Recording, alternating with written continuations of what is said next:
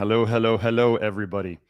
We are here for another episode of the Love Your Liver live stream, episode number 127. Today, we're going to go over, well,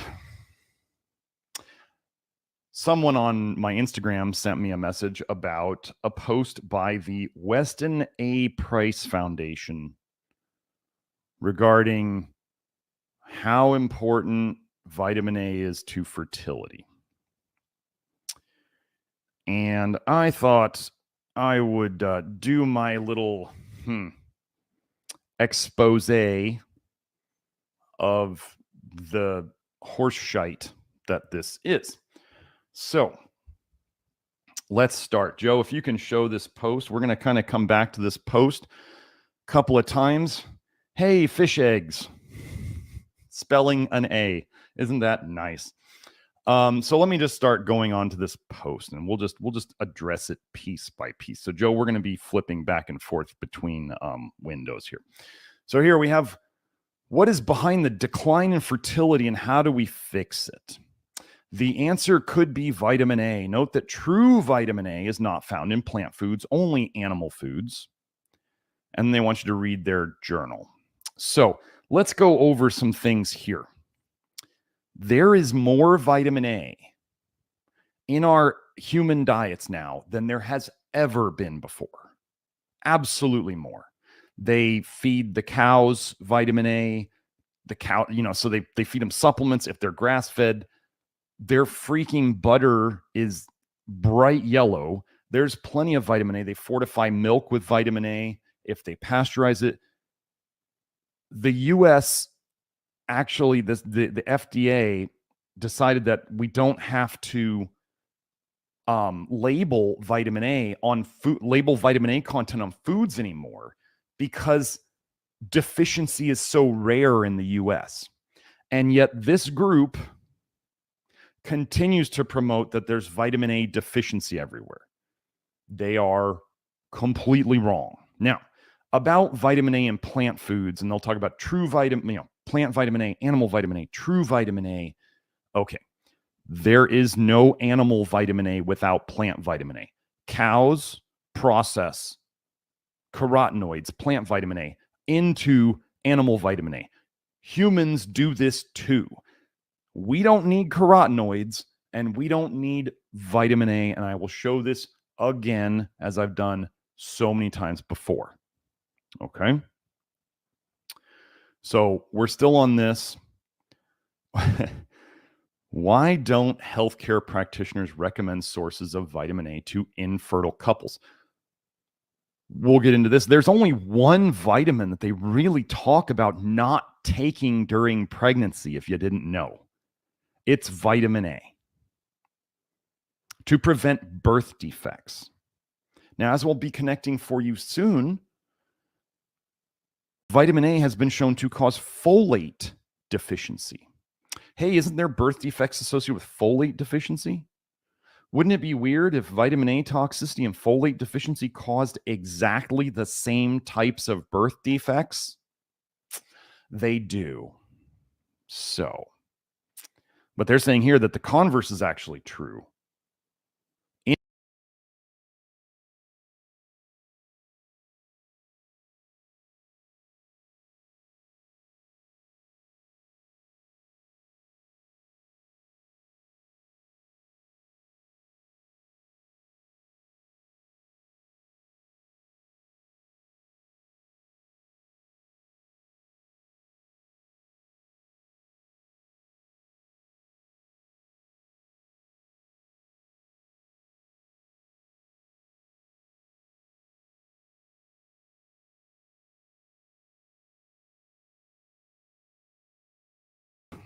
Hello, hello, hello. You have to prove that the science that you use to justify eating vitamin A in a food and identifying vitamin A in a food doesn't exist thread on Twitter.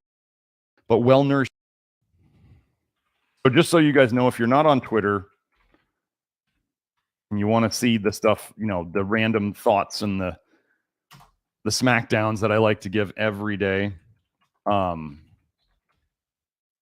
me go find this post. Okay, hey there, here it is.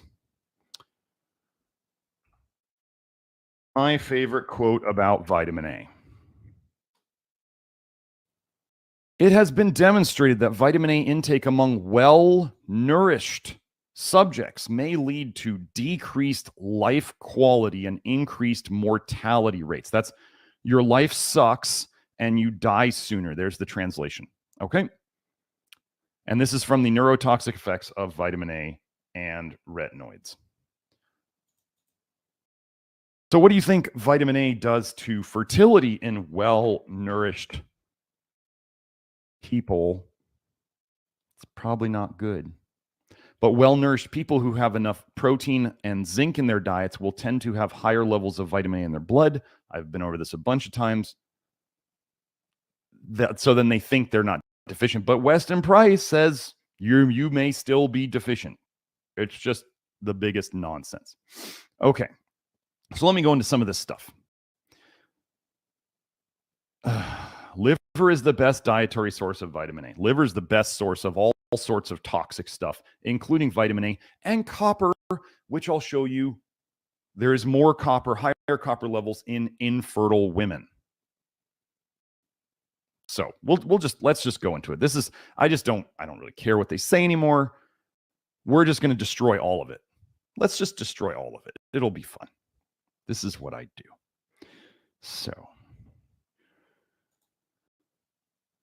So vitamin A supposedly is necessary for pregnancy and healthy infants. Now, this is one post. I'll go to the main thread on this one. But this is just one tweet of my vitamin A deficiency doesn't exist thread on Twitter. Here's the quote. The mean, as in the average liver vitamin A stores in, very important words here, apparently healthy infants is lower, ranging from 0. Wait, let me emphasize that number. 0 to 320 micrograms per gram of liver. How are these children alive? How are they even alive? How were they born? How did the pregnancy happen?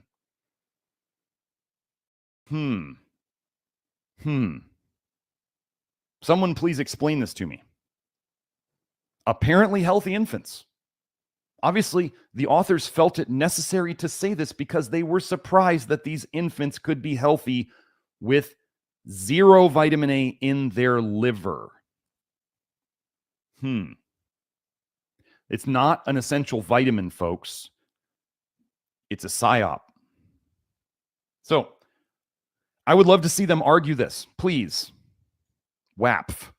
And just so you know, folks, I have several Weston A. Price Foundation chapter leaders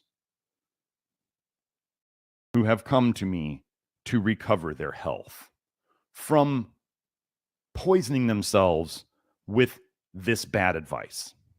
I'm not here to pull punches. I'm here to spit nutrition truth and chew bubblegum. And I'm all out of bubblegum. This is what we're here to do. It's a lie. They may have good intentions, but their information sucks. So, the teratology, let's go into the next thing about birth defects. Birth defects and vitamin A. The Teratology Society. This is an entire society in medicine. They specialize in knowing what to do to prevent birth defects. They suggest that pregnant women get less than 3,000 units IUs of vitamin A from all sources. When they say all sources, class, do they mean supplements alone? Do they mean cod liver oil? Do they mean liver? Do they mean carrots? Do they mean whatever? They mean all sources, food included, because the toxicity. Oh, wait, let me go back. The toxicity of vitamin A, it has been shown, giant study by Rodal back in the 50s, that when you take the exact same form of vitamin A in a natural source or a synthetic source, and you give the exact same doses, it causes the exact same toxicity reactions in animals. Scientists use the exact same way of analyzing vitamin A in a synthetic form and versus a natural form.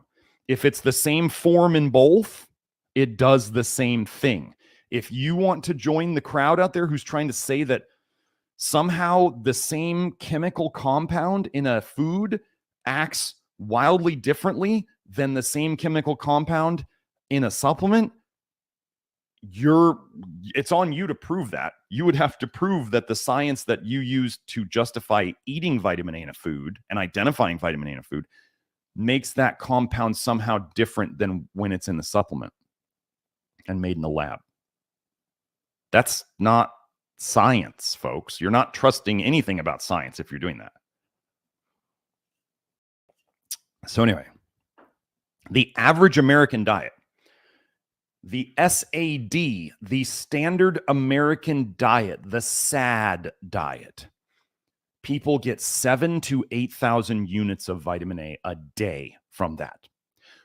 Scientists are telling people to get less than half of that if they want to avoid birth defects. That's weird, right? Shouldn't pregnant women need more vitamin A? If it was a vitamin, like right, they're making a whole new person. They should need more. How could a baby be born with 0? Did I put this link in? I don't remember.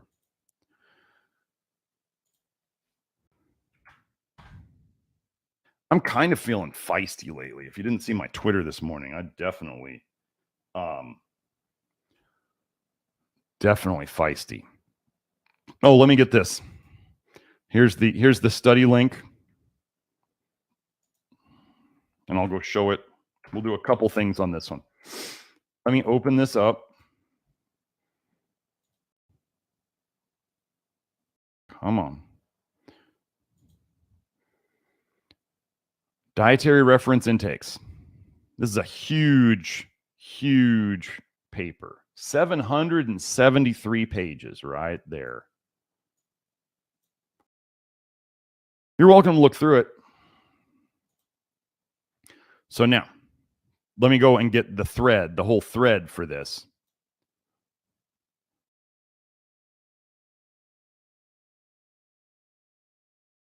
Come on, baby. You can get there. There we go. So the whole vitamin A deficiency doesn't exist thread. This is one of my, I consider it one of my masterpieces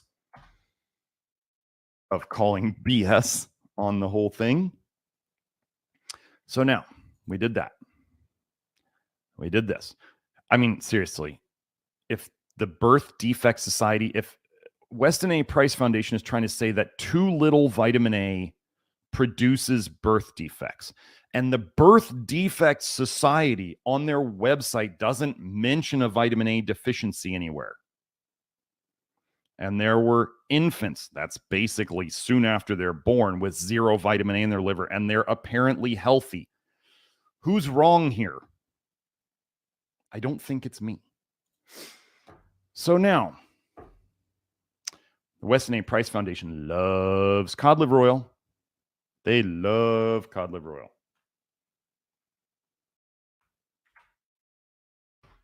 What does cod liver oil do in animals? When they are force-fed it, just like people have to force feed their children this disgusting liver extract juice. Don't think that cod liver oil is a supplement. I mean, how in the world can anybody call any kind of oil, extracted oil, a food? It's not a food. It's the definition of an extract. Okay? It's processed. That's how they make oil. So let's go. Quote, Agder investigated the effects of cod liver oil upon several animal species and described abnormalities such as suppression of growth, leukopenia, that's low white blood cells, hemorrhage of the myocardium, degeneration of heart muscle, let's keep going, edema of the lungs, and necrosis, tissue death of the liver. Slagsvold, I'm guessing he's from the northern European countries where they eat a lot of cod liver oil, observed that cod liver oil poisoned cattle with stiffness and muscle lesions as symptoms. That would be too much calcium. In another study, the toxicity of cod liver oil in calves was manifested as severe muscular dystrophy. And this was another one from the animal studies. The rats fed cod liver oil were sterile.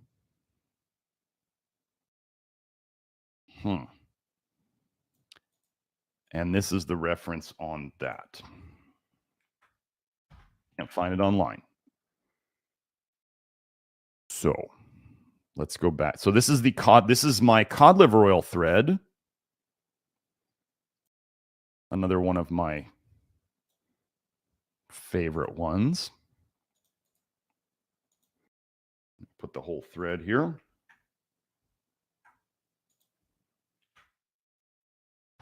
There we go.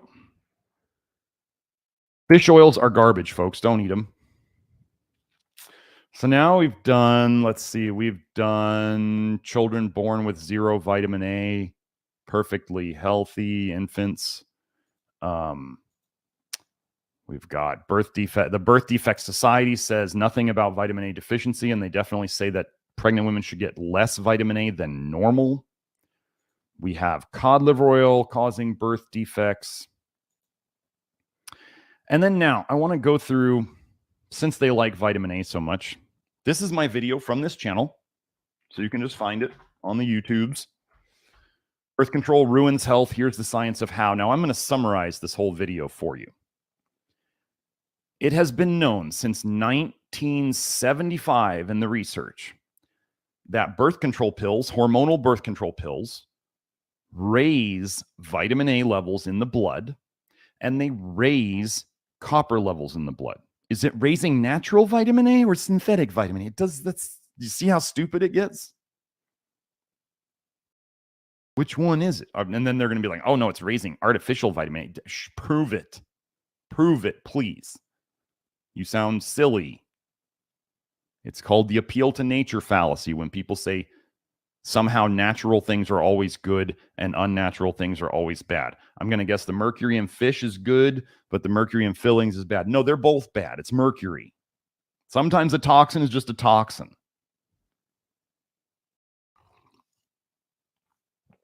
So, since 1975, they have known something that makes women infertile, raises the vitamin A levels in their blood and raises the copper levels in their blood. Wouldn't it be weird then if the copper IUD, something actually made of copper, made women infertile? Cod liver oil made the rats sterile. The Teratology Society says take in less vitamin A than normal. Are you catching a pattern here?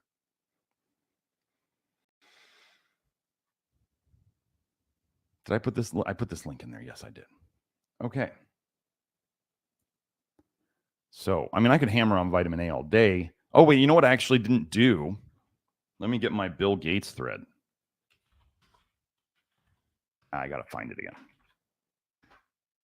So, Bill Gates, something that I'm sure the Weston A. Price Foundation may or may not like is that Bill Gates loves vitamin A.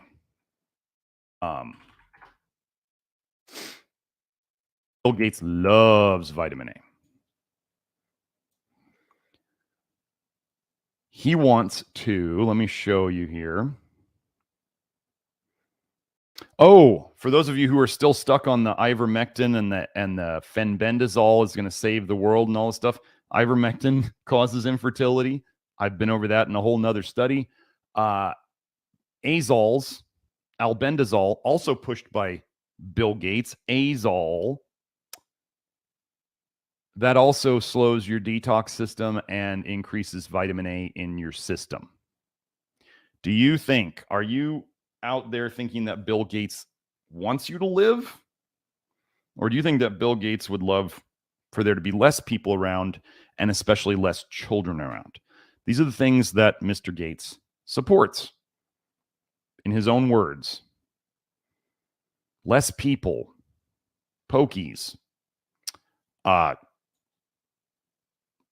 alive babies, and azole medications.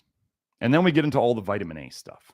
So Bill Gates, I'm just going to say this, he gives women prenatals Do you remember that stat I gave you about what the Teratology Society said?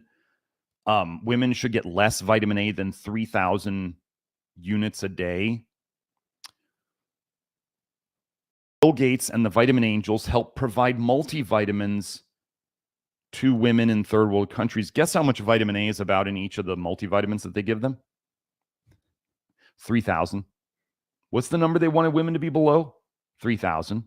So therefore, if you eat food, are you going to be automatically above 3,000 into the birth defect area? Yes, you are. Wow, what a weird coincidence.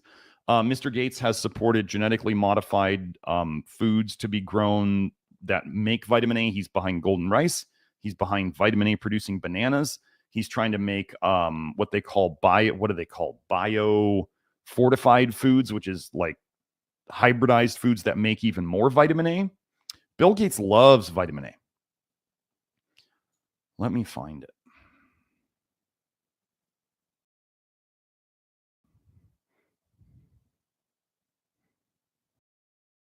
Yeah, here's the multivitamin part. Vitamin Angels, who Bill Gates funds. Prenatal vitamins, 2,667 IUs. And then they also give 2 times a year mega dose vitamin A supplements to children. What's the best way to cause vitamin A toxicity all at once? Oh, just give them mega doses all at once.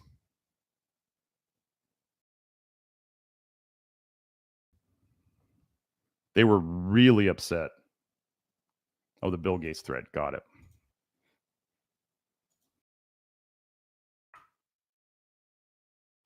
There's the Bill Gates thread in the chat. So in 3 countries, they try to keep saying that like Africa's deficient in vitamin A, and yet 3 studies, three different countries showed that like liver biopsy, like 50% of the people were by definition vitamin A toxic. Yeah, golden rice. So these are the products that Bill Gates has been working on. Genetically modified golden rice. So it's rice that's yellow because it makes carotenoids. Genetically modified bananas. And biofortified cassava root. And this was all on their website. There it is. Look, Bill and Melinda Gates Foundation, nutritious rice and cassava aim to help millions fight malnutrition. They're even making a genetically modified probiotic,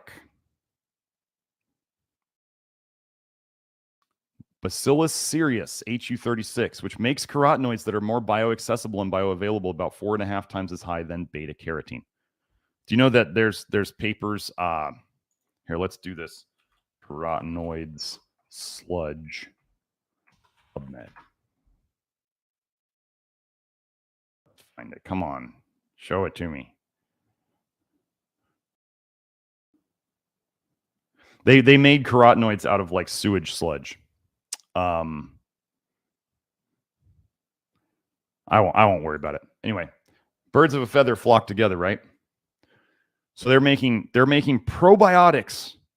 And then this also used to be advertised under Megaspore, the Megaspore biotic, and then there was another one out on the market. They bragged about it making carotenoids in your intestines. So that Megaspore biotic was in line with Bill Gates making a genetically modified bacteria to make vitamin A in your gut. Imagine if it was making so much that it was too much. Vitamin Angels. They're going to give albendazole with vitamin A, fenbendazole with ivermectin, and vitamin A, because Americans get so much vitamin A. Now, oh yeah, this is I think we get into this one next, the natural and synthetic forms of vitamin A. Because that's what the Weston Price Foundation loves to claim. That's what the protocol people love to claim. Everybody loves to claim that somehow these are different. This was a fun one. Let's just hit this one. This was from a textbook, a high school chemistry book. Vitamin A. Toxic response to vitamin A. Convulsions, unconsciousness, reproductive toxin. That seems pretty straightforward. Right, let's go back.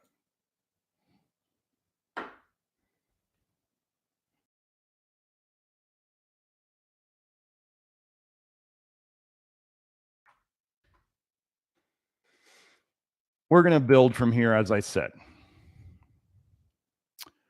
What happens to rats given excess vitamin A? Quote, uterine hemorrhages in pregnant rats given excess of cod liver oil, reported by Hartwell back in 1927. Do you think they had good quality cod liver oil back in 1927? If there is such a thing?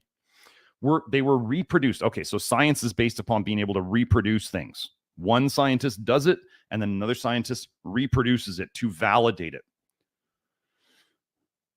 Reported by Hartwell, 1927, were reproduced by Moore and Wang, 1945, also in animals given halibut liver oil or vitamin A acetate. Wow. So you're saying natural and synthetic sources of vitamin A are both toxic? Wow, that's so weird. They interpreted this hemorrhage as a special manifestation of the general liability to hemorrhage in hypervitaminosis A. Huh. Unique to vitamin A. So we're still in Rodal. From these observations, it is evident that a higher incidence of sterility, that's infertility if you didn't know, being unable to have offspring, was detected in the hypervitaminotic rats than in normal animals. Hypervitaminotic rats were considerably less fertile than the normal control rats or rats given excess of vitamin A in subtoxic doses. Joe, I'm not going to give links to every one of these. I'll get the main link for the thread already. The main thread, if you guys want to, I'll get that when we're done. This appears to be due to the hypervitaminotic condition of the mothers, since no improvement of fertility occurred when hypervitaminotic females were mated with normal males. Ladies, I have bad news. If you get vitamin A toxic, it affects you more than men. You got to carry this kid for 9 months. It's more stress on you than it is on men. But then we get to see what vitamin A does to the sperm in men too. On the other hand, there appeared to be an absence of libido in rats given massive doses of vitamin A. Well, gosh, if you can make the women infertile and the guys don't even want to have sex, it's a really good way to reduce the number of humans on the planet, isn't it? In this connection, it may be of interest to note that Sherwood and collaborators in 1936 reported that excess of carotene stops estrus and libido in rats. So the estrus is the reproductive cycle that some mammals have. Carotenoids are plant vitamin A. Apparently it's toxic too. Who would have known? So this is the Rodal paper. If you want to see this one, this link should, well, let me open it up. This link should work. This is a huge paper. So I want you to understand what Rodal did with this paper. Rodal, this paper, Hypervitaminosis A, a study of the effect of excess of vitamin A in experimental animals, by, I don't know how to say his name, Garret Rodal. Where does it say how many pages it is? Anyway, this is like a 54-page paper. He did experiments in multiple animals. He did pregnant. He did, early firstborn, like older ones. He did different types of animals. This guy, this is like one of the most amazing papers you'll ever read. And if anybody ever tries to badmouth this paper, they shouldn't be allowed to. 236 pages, sorry. This is insane. This whole paper is just bonkers. So that's that link. Studies in animals indicate that natural forms of vitamin A are teratogenic. They knew this back in the 50s. More from Rodal. There is a very high mortality, aka death, of the young from hypervitaminotic mothers during the lactation period. And symptoms of hypervitaminosis A were observed in the young a few days after birth. This seems to indicate that vitamin A transferred to the young through the mother's milk, which was found to contain huge amounts of vitamin A, is sufficient to cause hypervitaminosis A in the young, since the symptoms and post-mortem findings observed in the young during the lactation period were identical with hypervitaminosis A, and no other findings were detected which could be taken as the cause of death. A rapid improvement took place in the young when the mother's milk was exchanged by ordinary basal diet in the one case examined. People often try to talk about, well, why would vitamin A be in mother's milk if it's not supposed to be there? Just because it's called a vitamin doesn't mean it's supposed to be there. Ladies, you detox all sorts of toxins into your milk, going straight into your kid. I'm not, let me couch this. Breast is best. Okay. But like when you're in a good medical place and they give you a drug, sometimes when you're nursing, they'll tell you don't nurse your baby while you're on this medication because your baby's going to be basically medicated with this because it comes out in the breast milk. Okay. All sorts of toxins, forever chemicals, pesticides, they come out in the breast milk. Does that mean that they're good for you and that they're good for the baby and that they're supposed to be there? No, fat-soluble toxins come out of the fatty tissue of the breast into the milk. We all have to take responsibility for the things that we do to ourselves and potentially do to others. Ladies, if you're toxic, you could be poisoning your child through your milk. I'm sorry. If you had a kid who was born okay and then they got sick and you were doing things that was not good for your milk, this is just the way it is. Funny thing, retinol, OL, is an alcohol. What's the other big thing you're not supposed to have during pregnancy, ladies? Isn't that alcohol, ethanol? Wow, what a weird pattern. So again, breast is best. What I'm saying for you ladies is if you're going to do stuff, like if you want to get pregnant, but you're worried about you being toxic now with all you've learned, I would suggest you do the Love Your Liver program for about at least 6 months before you try to get pregnant. Don't try to start the detox while you're pregnant. Don't try to start the detox and then get pregnant right after it.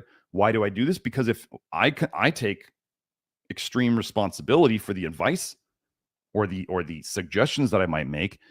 And because in the earliest phases of detox is potentially when you could detox the hardest and put more vitamin A into your blood and potentially cause a problem for the fetus. So I say, I want you detoxing at least 6 months to get past the earliest hump before you get pregnant.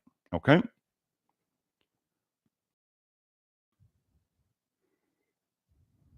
So let's just go through humans with vitamin A. Remember the uterine hemorrhage as a special manifestation of the general liability of hemorrhage in hypervitaminosis A. So let's continue. The presence of ultrasonographically detected subchorionic hemorrhage increases the risk of miscarriage, stillbirth, abruptio placentae, and preterm labor. The presence of bleeding alone appears to increase the risk of miscarriage. I'm not going to post all these links. You guys can just go and look at this thread if you want. So I'm just connecting the bleeding with the vitamin A. Women threatened miscarriage had a significantly increased incidence of antepartum before childbirth hemorrhage due to placenta previa or antepartum hemorrhage of unknown origin when compared with those without first trimester bleeding. You guys can read that more. And then people will say, oh, it's a vitamin K deficiency. Okay. Well, here we have this link quoting, on this basis, indigestible oils and retinoic acid, that's vitamin A, may be useful agents for the production of simple vitamin K deficiency in mammalian species, aka mammals. Okay. There's actually 2 papers showing that they could. Where'd it go? See, this is why. Okay, let's go over this. Okay, if you are watching and you want to go, let's see if it's on here. Nope, they just sent me to a generic page. People were wanting to be given links to all these things. I put the link here. The link used to work. It says article, abstract, right? And then it's got, look, if you can see it right there, you see all those numbers. That means it was to a very specific thing. This website, the Journal of Nutrition, got rid of that page. They turned it into something else. So what you need to know, one of the reasons I do this, so I put the quote here, so you could search for the quote. I actually went to their journal page thinking they wouldn't change it. It's weird how papers that I specifically look at seem to get lost on the internet or disappear. But, you know, there's probably nothing weird there.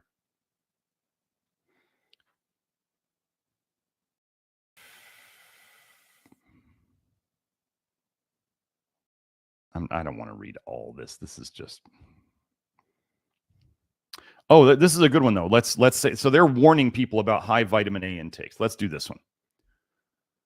For you health nuts, or those of us who have tried to eat sweet potatoes and carrots and arugula and spinach and liver and egg yolks and dairy, and you want your bright orange egg yolks and your very yellow, butter and all. Oh gosh.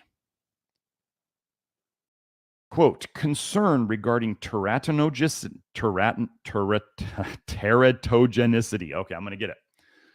As in birth defect-inducing quality of vitamin A in humans began with the study conducted by Rothman et al., which concluded that total vitamin A intake in pregnant women of over 15,000 units per day in the diet,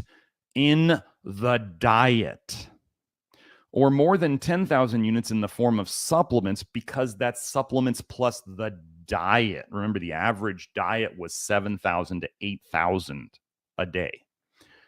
Increases the risk of abnormalities in the development of neural crest tissues, on which 13-cis-retinoic acid has a teratogenic effect. Let's go over that. 13-cis-retinoic acid is Accutane.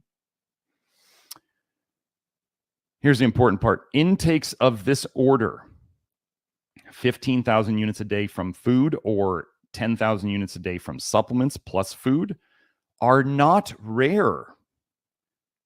Is not rare another way of saying fairly common?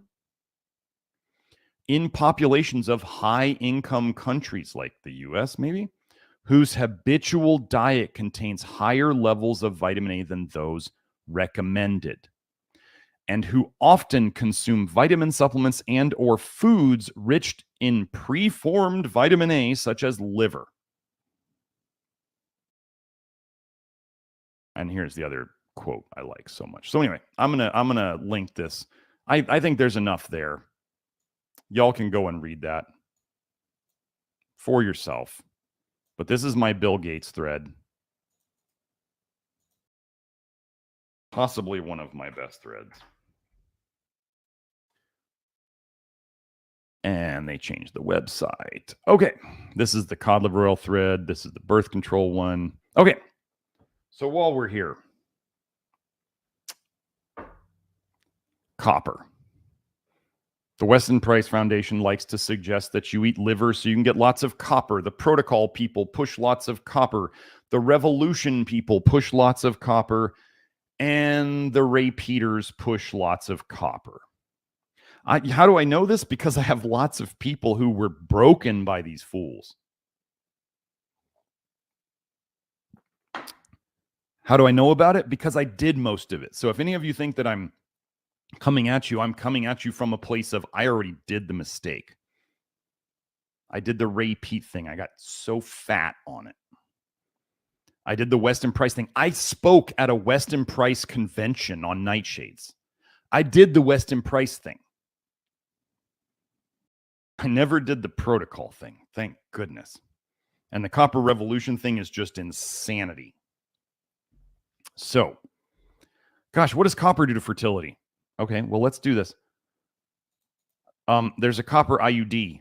By definition, it makes you infertile. Does that tell us something? But let's read this from this other paper. Wilson's disease patients treated with zinc successfully delivered babies. Okay, if you don't know, Wilson's disease is a genetic inability of getting rid of copper. Like these people, their copper metabolism is broken. Their copper detox is broken. They accumulate copper. Wilson's disease patients treated with zinc successfully delivered babies because zinc interfered with the absorption of copper from the gastrointestinal tract. It also helps get it out of the liver. We can go over that. These findings led to the hypothesis that infertile patients, normal women who are infertile, with high serum copper concentrations, too much copper in their blood, may have implantation failure due to excess accumulation of copper ions. Continuing. Our single-center retrospective study suggests that high serum copper concentrations, as in a high copper to zinc ratio, are a risk factor for implantation failure. Copper toxicity, zinc deficiency. That's how you would get a high copper to low zinc ratio. I mean, oh yeah, but go eat liver. No, don't. Really, don't. Don't eat a lot of copper and a lot of vitamin A in liver. Why do you think your liver is trying to hold all that stuff away from your reproductive organs? It's trying to protect your reproductive organs from these toxins.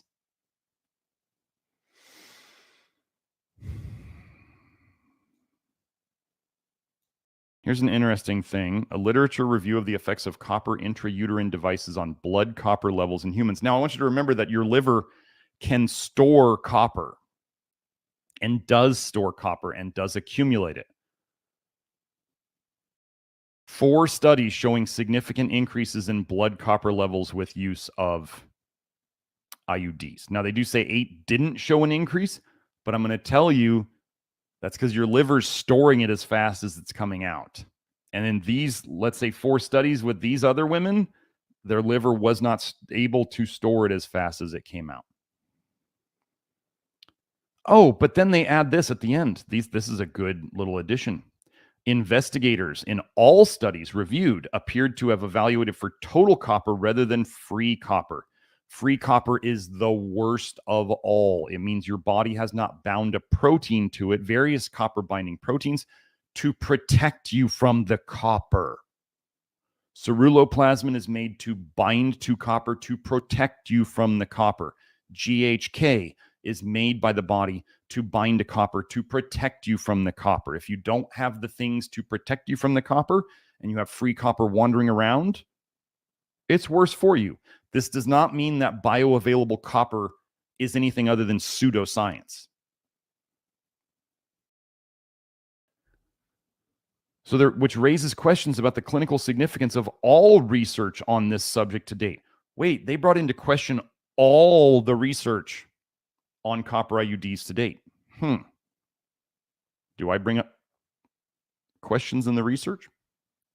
So now, let's go into another thing that, people like to push. Ray Peters like to push eating shellfish. Other groups like to push eating shellfish or fish for fertility.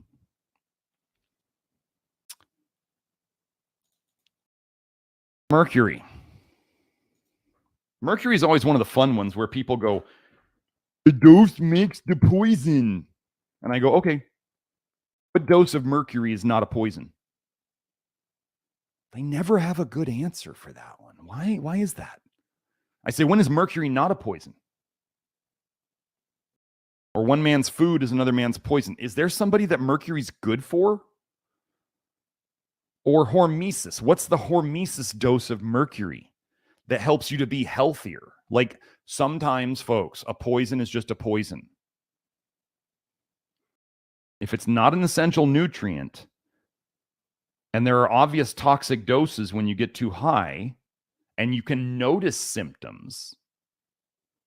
What's the dose that doesn't cause problems? I don't want to try to find that out. Okay. Quote, here's the quote.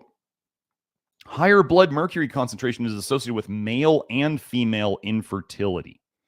Higher seafood consumption is associated with elevated blood mercury concentrations in our infertile population. Mercury stuff is actually fairly easy to fix. You get the mercury fillings out of your mouth with a good dentist from the IAOMT, as it says here. This is their website. And that's their Twitter handle. And you stop eating fish and shellfish. You just don't eat it. It's not hard.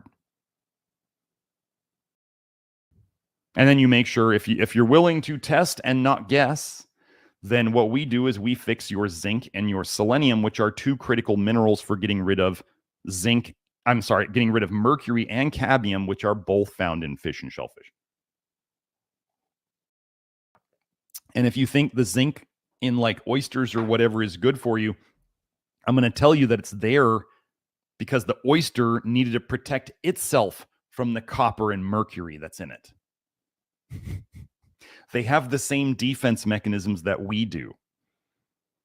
A lot of the most supposedly nutrient-dense foods are that way because the animal needed to protect itself from the toxins that were there. Why do you think they say liver is the most nutrient-dense food? Now you should understand. The liver has the most toxins. Okay?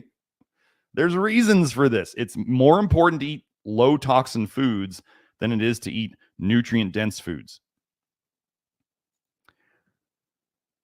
And let's go over this one because I've shown that. So when you do not get enough zinc, I'm not even going to go over protein energy malnutrition in pregnancy. Like, ladies, if you're not eating enough protein, you're going to have a really rough pregnancy.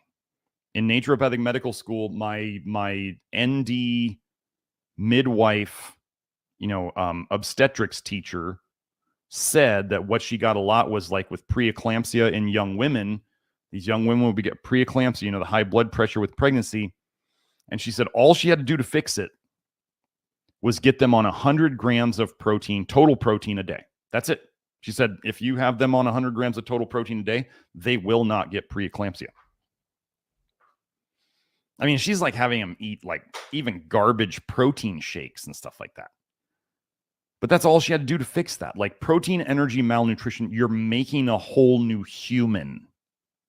If you don't get enough protein, it's really hard to make a human. You understand? Like if you wanted to build a Lego Death Star and you don't have enough Legos, you're not going to build it. This should make sense. So here we go. Zinc and reproduction. Zinc is extreme. Oh, and then the other thing I was telling you about. So they'll say that vitamin A is low in the blood, and this causes all these problems. And then what if I show you papers in the vitamin A deficiency doesn't exist thread that show that if you don't have enough zinc, then you get low vitamin A in your blood. And if you take zinc, it raises the vitamin A in your blood, but zinc is not vitamin A. So where was that vitamin A stuck? In your liver.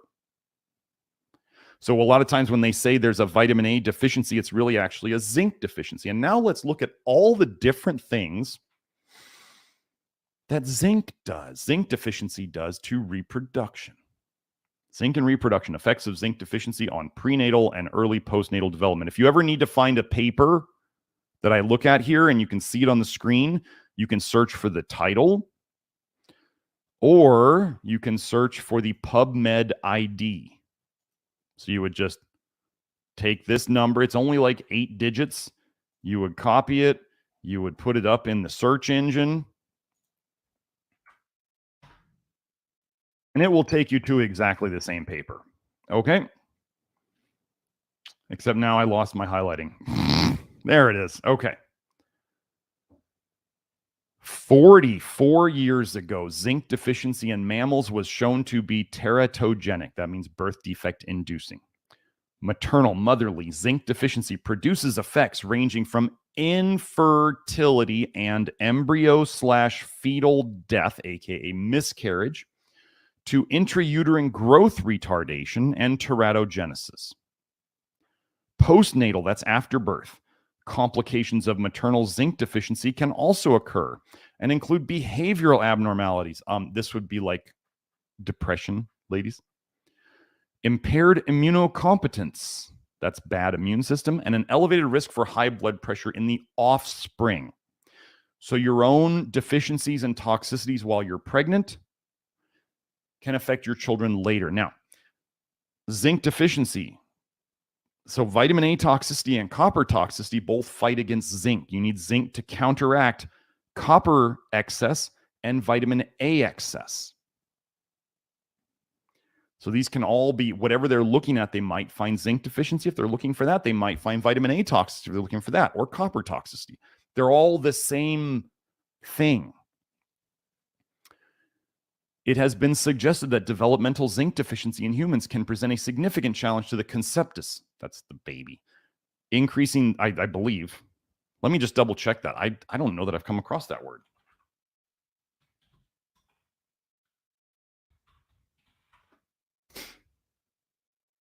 Product of conception at any point between the fertilization and birth. The fetus or embryo. Okay, got it. So, can present a significant challenge to the conceptus, increasing the risk for numerous defects, not just spina bifida, not just the neural tube defect, multiple defects. Developmental zinc deficiency can occur through multiple pathways, vitamin A toxicity, copper toxicity. Anyway, and the concept that acute phase response induced changes in motherly zinc metabolism may be a common cause of embryonic and fetal zinc deficiency is presented. Potential mechanisms underlying the teratogenic effects of zinc deficiency are reviewed. The potential value of maternal zinc supplementation in high-risk pregnancies is discussed.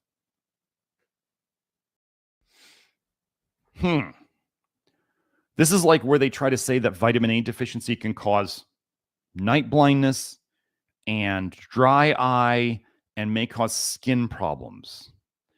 And then I come back and I go, well, okay, so zinc deficiency will cause vitamin A to get stuck in the liver and it doesn't come out, and so you become more toxic. And then you say, well, what does zinc deficiency do? And you go, 200 plus enzymes. And they're like, vitamin A deficiency can cause one birth defect. And then we go, well, what does zinc cause? Birth defect, and we just go on and on and on, and we start layering on the amount of evidence that points towards just a misinterpretation or a psyop around vitamin A is very much in effect. So this was another video I did. Joe, let's go here. If I missed any links, Joe, just tell me. Again, this is the research showing that folate, the big thing to prevent birth defects, is depleted by vitamin A. Weird that those would go together too. Wait, vitamin A toxicity depletes zinc and folate. Copper toxicity depletes zinc. Zinc can cause all sorts of birth defects. Zinc deficiency can cause all sorts of birth defects. Are you seeing the connection here? What do the elite want to take away from you? Red meat. What is the best source of zinc in your diet? Red meat. Do you not see it happening, folks? Maybe the last link, we'll get this. Let me go find the vitamin A. I think I did the vitamin A deficiency doesn't exist. This is all part of a grand plan. Sometimes seeing the whole plan, sometimes I feel like I'm the only one who really sees this much of the plan, and I know I don't even see all of it. I was made to come here and teach people about this plan. Let me see. I think that's all I have on this. So,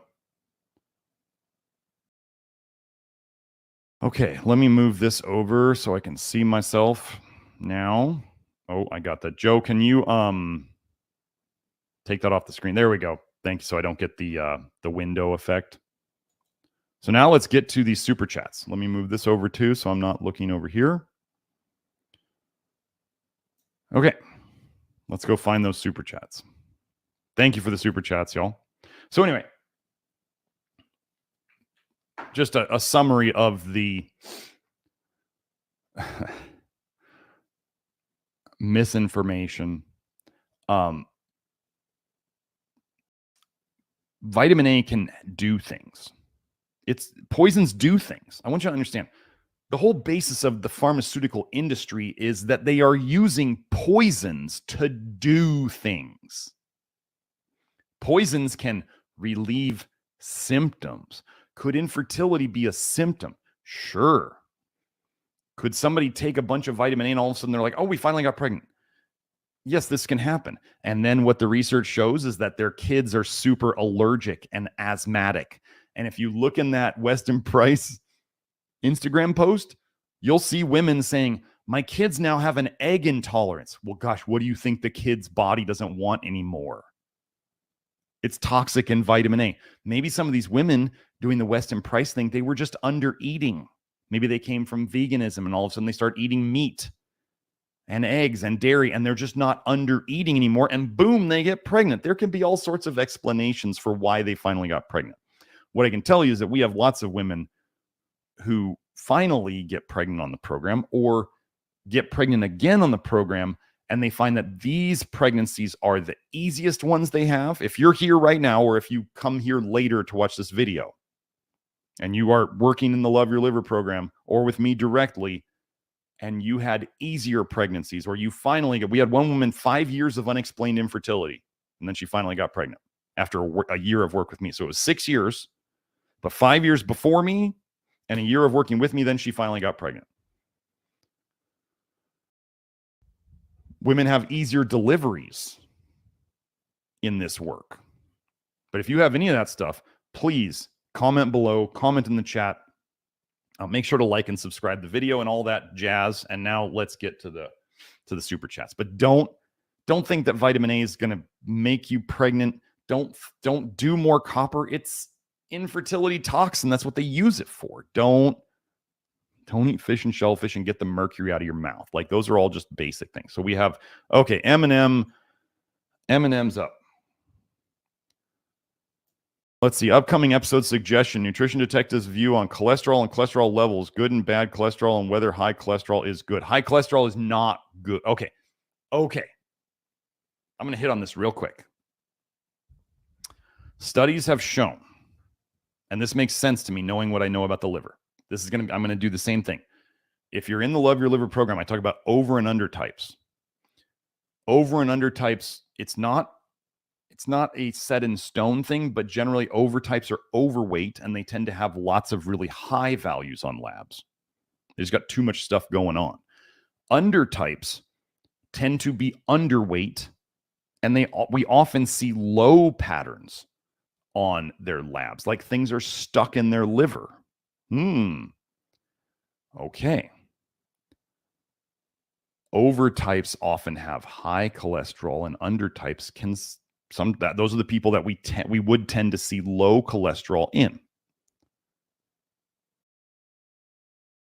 Let me give you the general thing from the research about longevity, mortality, longevity, whatever you want to call it, length of life. Okay, being obese is not good for the length of your life. We all know that, right? But you know what they never tell you is that people who are underweight actually die sooner in general than obese people. Underweight people, their liver is in worse shape. And what we see with people who work the program is over time, underweight people are then able to finally start gaining weight. They don't have to shove 5,000 calories down their cake hole to finally gain 5 pounds. They start naturally holding on to better weight. And people who made the mistake of doing the Ray Peat stuff or whatever, and they start actually, kind of watching their caloric intake a little bit, but maybe they're taking in lots of, generally low fat, high soluble fiber foods, they start losing weight. As we get people healthier, they move towards their natural body size, their healthy body size. But generally, yes, we can go into cholesterol, but I don't go into like Is high cholesterol good? High cholesterol is generally, I'm going to say, it's never a good sign. It's a sign of toxicity. LDL cholesterol has retinol in it. Did you know that? Weird that LDL is the bad cholesterol then. Interesting. Now, low cholesterol. So I'll hit. This is the last thing I'm going to hit on. But low cholesterol in somebody who is not healthy, who didn't earn it, is bad. Now, low cholesterol in somebody who has earned it properly, like let's say Grant Genereux, he got his cholesterol numbers back from the doctor a couple years ago, and his doctor said, you have the cholesterol levels of like a 5-year-old, which means it was really low. Like he was like 100, total cholesterol was like 120 or something like that. Crazy low. And Grant's doing just fine. He earned it. Low. So this is why we can't just say, I don't make just generalizations. Everything needs context. Okay. But there is no such thing that I know of. Like when people say, oh, you need cholesterol to make hormones. And I say, can you show me any research where it was shown that people somehow, because your liver makes 80% of your cholesterol, right? Wow, your liver makes 80% of your cholesterol. Your liver's where toxins are stored. LDL cholesterol has vitamin A in it. Are you following me here? So generally, high cholesterol tends to be in an over pattern. There's a lot of toxins. Overs are better at making bile, and we're going to tend to see higher numbers and stuff. Undertypes are the opposite.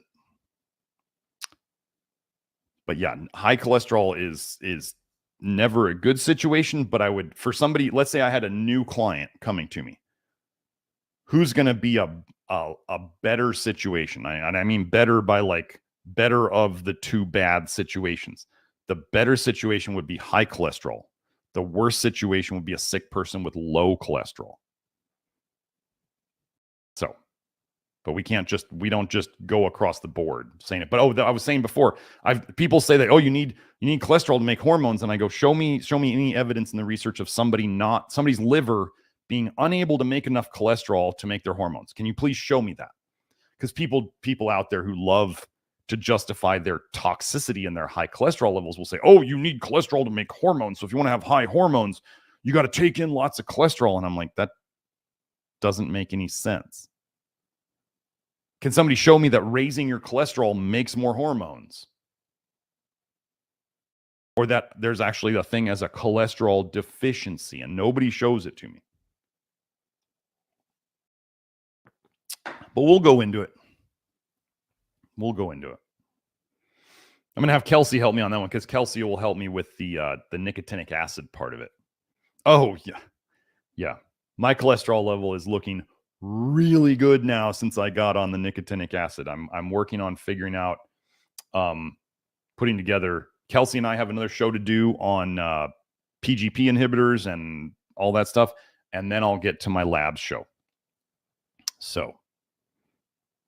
Oh, Mike, M&M's Professional Window Cleaners Limited. His name is Mike. Okay, I'll try to remember that.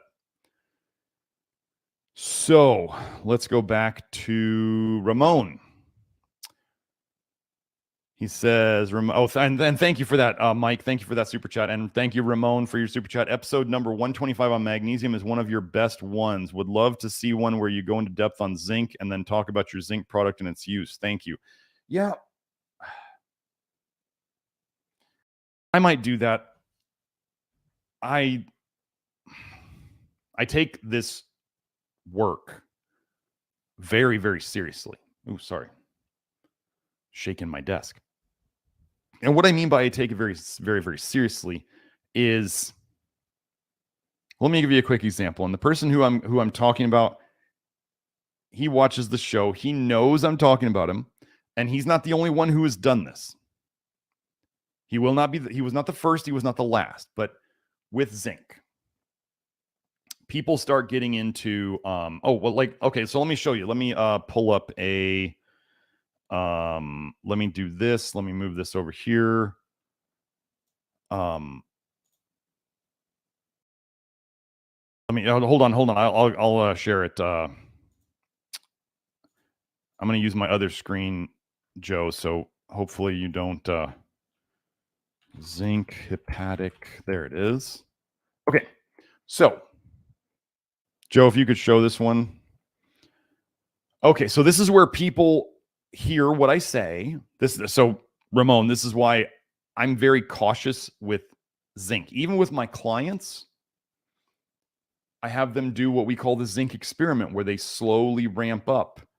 And I give them a ceiling and I say, you don't go over this for the next 6 months because we need to see what it does. There's jagoffs on Twitter who are like, you need 100 milligrams of zinc every day. And it's like, oh my God, people in my program would be like, some of them who are really toxic, they're like, I can't even take 2 milligrams. They can't even take 1 drop of my liquid zinc. 1 drop they can't take. 2 milligrams.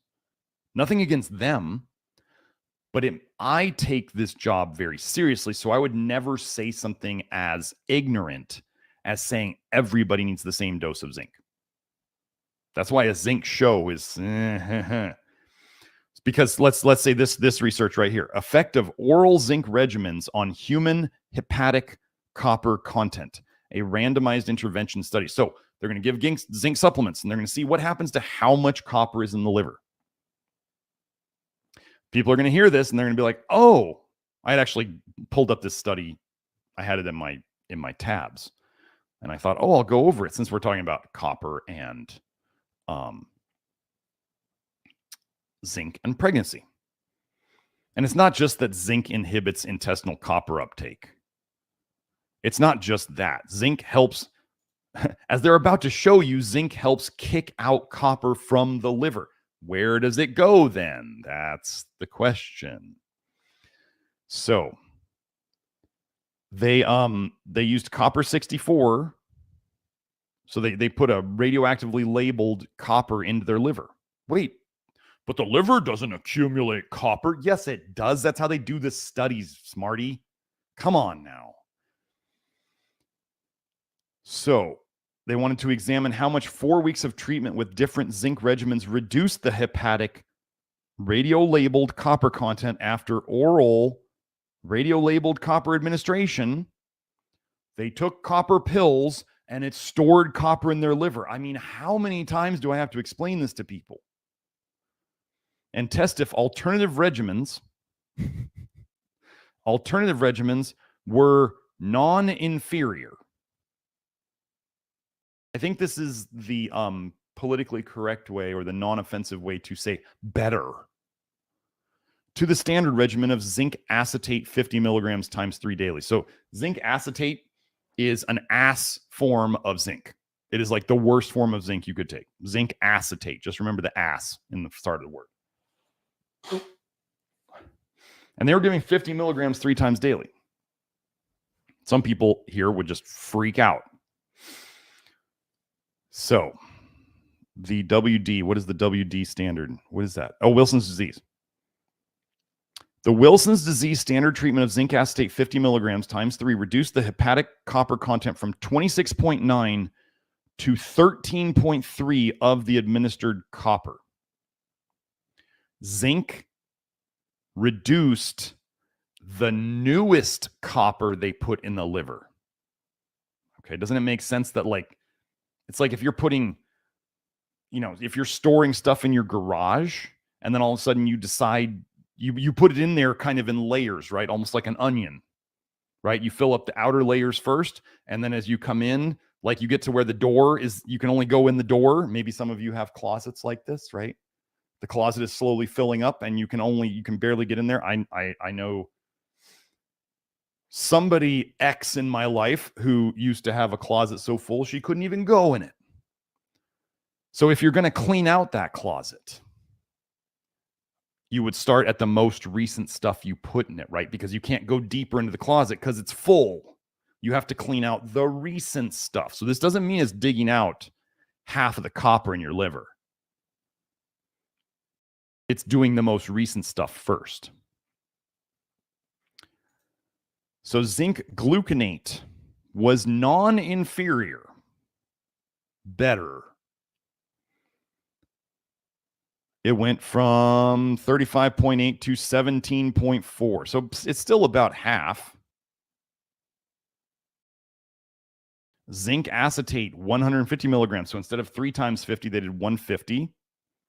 Went from 33 to 17.4. So that's about half too. And zinc gluconate 150 went from 28 to 22. Well, that was not as good. We're less effective. Listen to this. So Ramon, about why I can't just do zinc as a huge general thing. These effects were intra between people. In one person, right? That's in one person, and inter between different people, individually highly variable.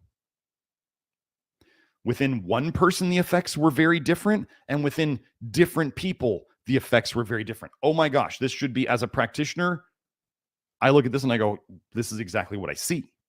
This is why I don't just go out. This is why I do not go out on the internet and say, everybody should be on 30 milligrams of zinc picolinate. No, I don't do that because I'm not irresponsible. I take my job very, very seriously. And a lot of people out on the internet are like, why doesn't Dr. Smith just tell me what exactly to do? And I'm like, because I care about you. I will not give you the rope to hang yourself with. Quick example.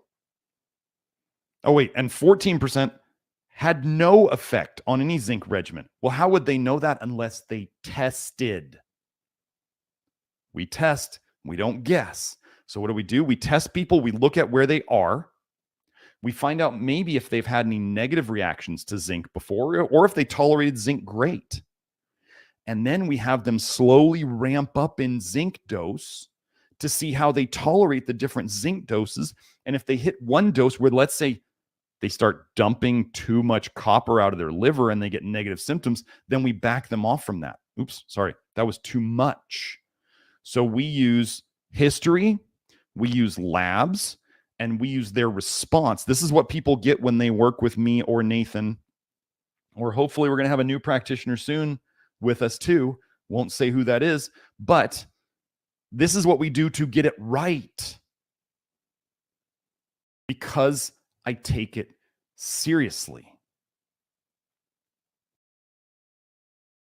And if I were, so like, let's just use an example. There's a chiropractor that I know who came into the Love Your Liver program, and he started taking 150 milligrams of zinc a day on his own.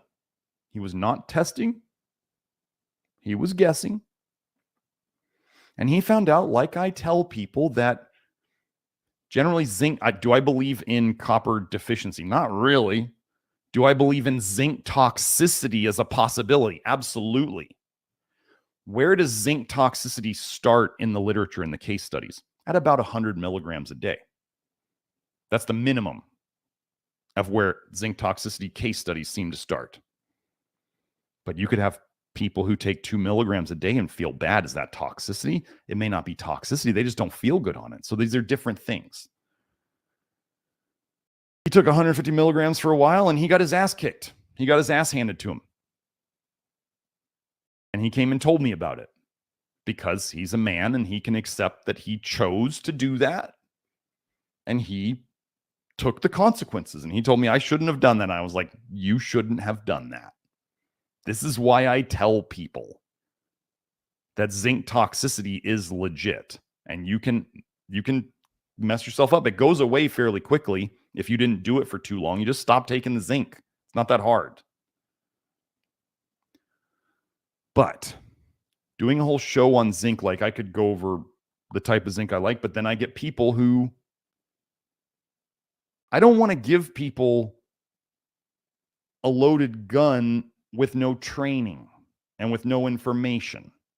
So they go out and they hurt themselves. I don't want to do that.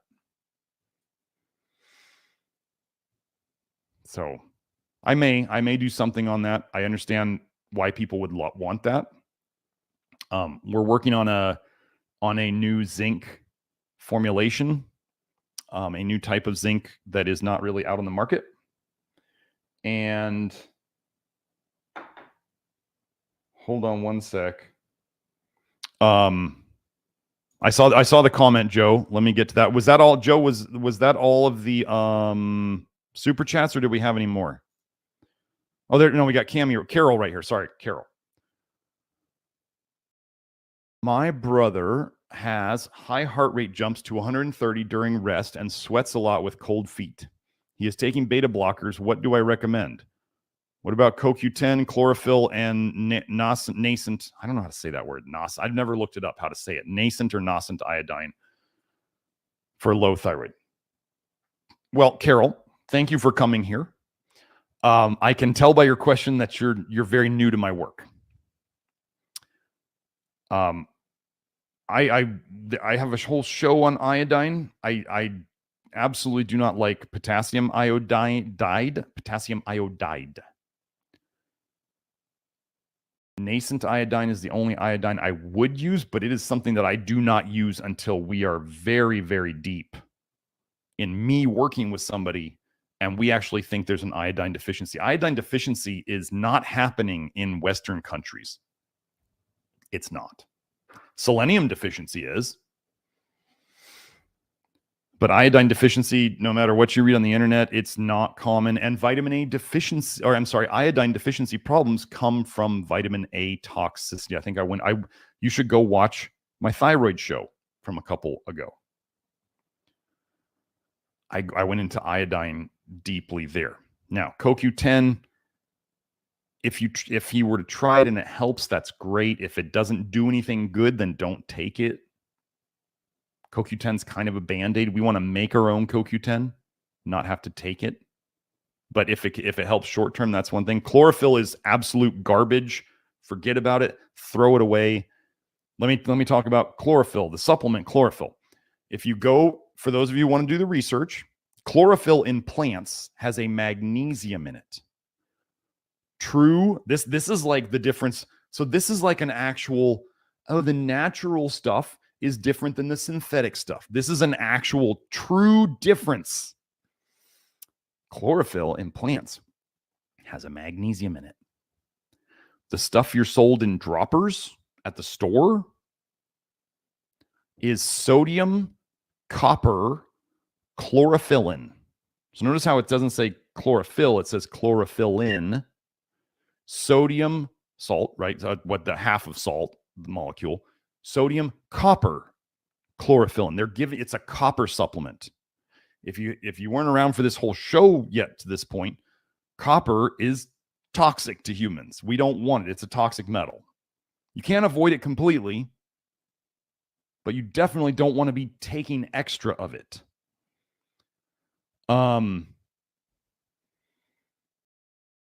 Beta blockers, I don't know if CK is in the comments, but CK, we got her off blood pressure meds fairly recently.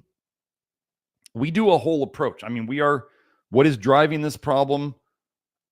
Toxicities and deficiencies.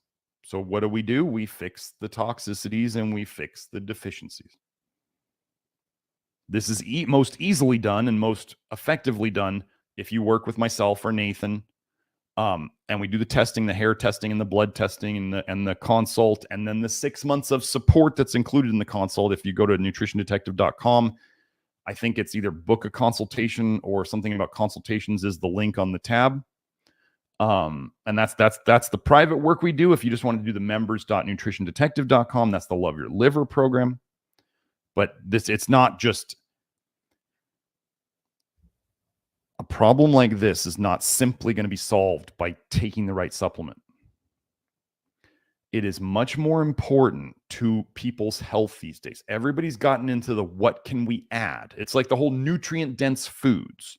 What supplements can I add? What can I add? What can I add? What can I add?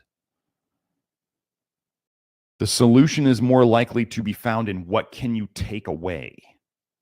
But nobody wants to talk about that because then they have to sacrifice. People don't like sacrificing things. They feel like they're not getting to do what they want. So, but that's where the results are. The stuff that nobody wants to do is usually where the results are, the hard stuff.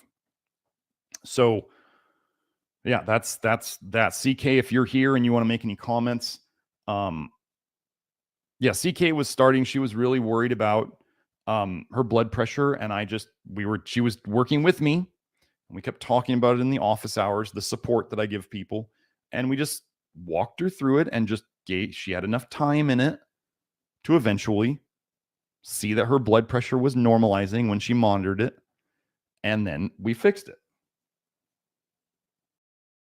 Hold on. Joe says something's dragging down the show. I may not have no, that looks fine. Maybe I just have really crappy internet right now. I didn't even look at space weather. Okay, he says it's looking better. So did you seriously pay $50, Carol? My goodness. Well, thank you very, very much. I think your money would be his money. Whoever's money is helping him out. Well, and I don't yank people off blood pressure meds. We do regularly get people off of blood pressure meds, but we don't yank them off. What we do is we start doing all the things that we do to get them better. So we're like improving their nutrients. Potassium's a big one. Potassium deficiency is a big one with blood pressure. Magnesium helps the blood vessels relax so that they can expand and contract like they're supposed to. We just do the basics that we do with everybody.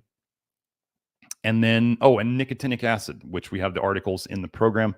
Nicotinic acid is a huge help with blood pressure and the elasticity of blood vessels. So this is where I would go. So I hope that helps.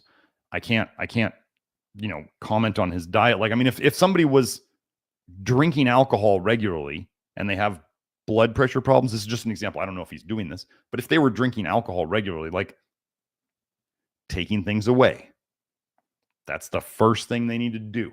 Or if they were smoking or smoking weed or whatever, we take these toxic things away first before we start. Okay, because there's a principle that I want you to know in terms of this case. And this is especially important for anybody who's trying to help somebody else. The poison always wins. So if, let's say, just as an example, somebody was drinking too much alcohol every day, day in, day out, whether that's, I mean, they're sitting there. I think there was some MD who wrote some book trying to justify that like 2 to 3 drinks a day every day is good for you. The psyop is coming back about alcohol being good for you. Any of us who are over our 20s know that 2 or 3 drinks a day will make you inflamed and slowly but steadily gain weight. It's anybody who's ever paid attention knows this. Like, you look at pictures of people who don't drink versus when they were drinking, the same person, the drinking person is just full of inflammation. Often they're kind of red because a sick liver makes a person red. And they get, like the old alcoholic guys, they get the big bulbous noses.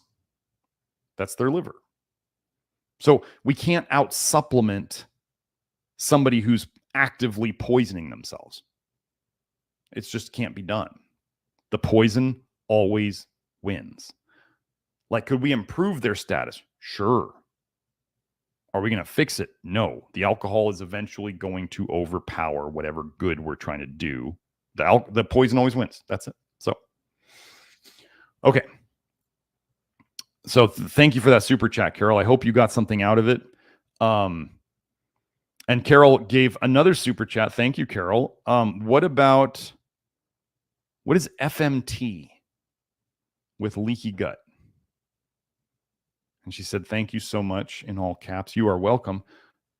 I just want to make sure I know when you put in, try not to put acronyms. So I make sure that I know exactly what you're talking about.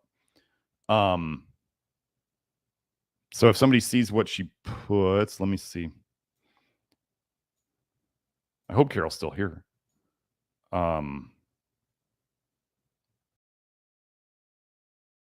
What is... Oh, and Zendog said nicotinic acid, flush niacin. The only type of niacin that we talk about here, we don't call it vitamin B3. We call it nicotinic acid. Sometimes we'll call it niacin, but that means nicotinic acid, flush niacin. Nothing else. Should I say that again? Nicotinic acid, aka flush niacin, nothing else. I make this very clear, and then I have people come back and they're like, so what about nicotinamide? And I'm like, serious, was I not clear? Was I not clear? Come on. Let's put on our listening ears. Oh, fecal microbiota. Okay, got it. Okay, so the poop transplant. Le poop transplant. Okay.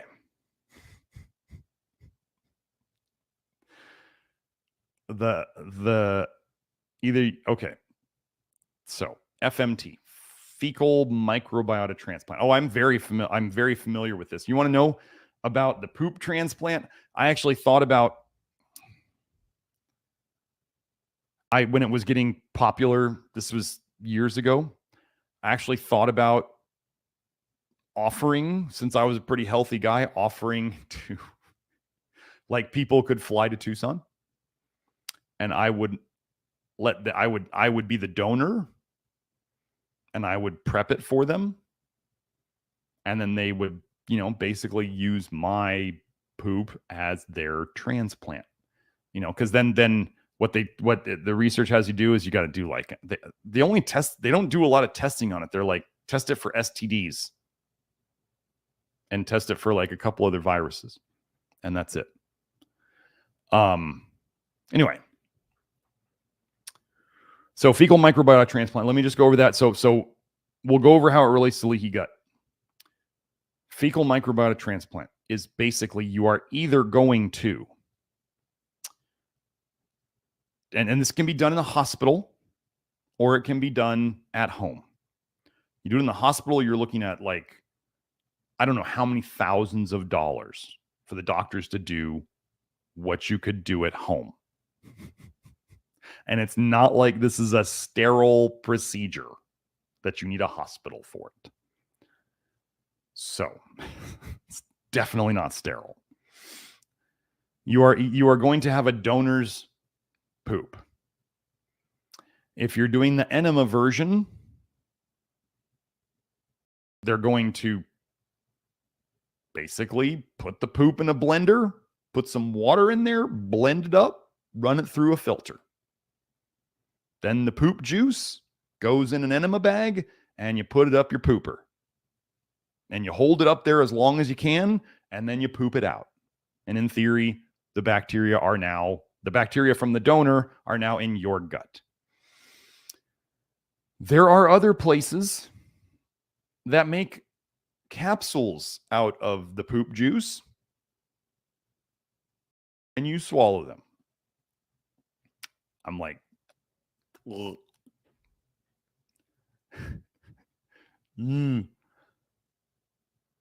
Okay. Baby Ruth. Get out of the pool. Oh my gosh, sorry. Entertaining myself. Right, like Zendog's asking, can you make a living at FMT? Like, I don't know. Maybe I should. I'll just be like the ultimate poop donor. Anyway, maybe someday.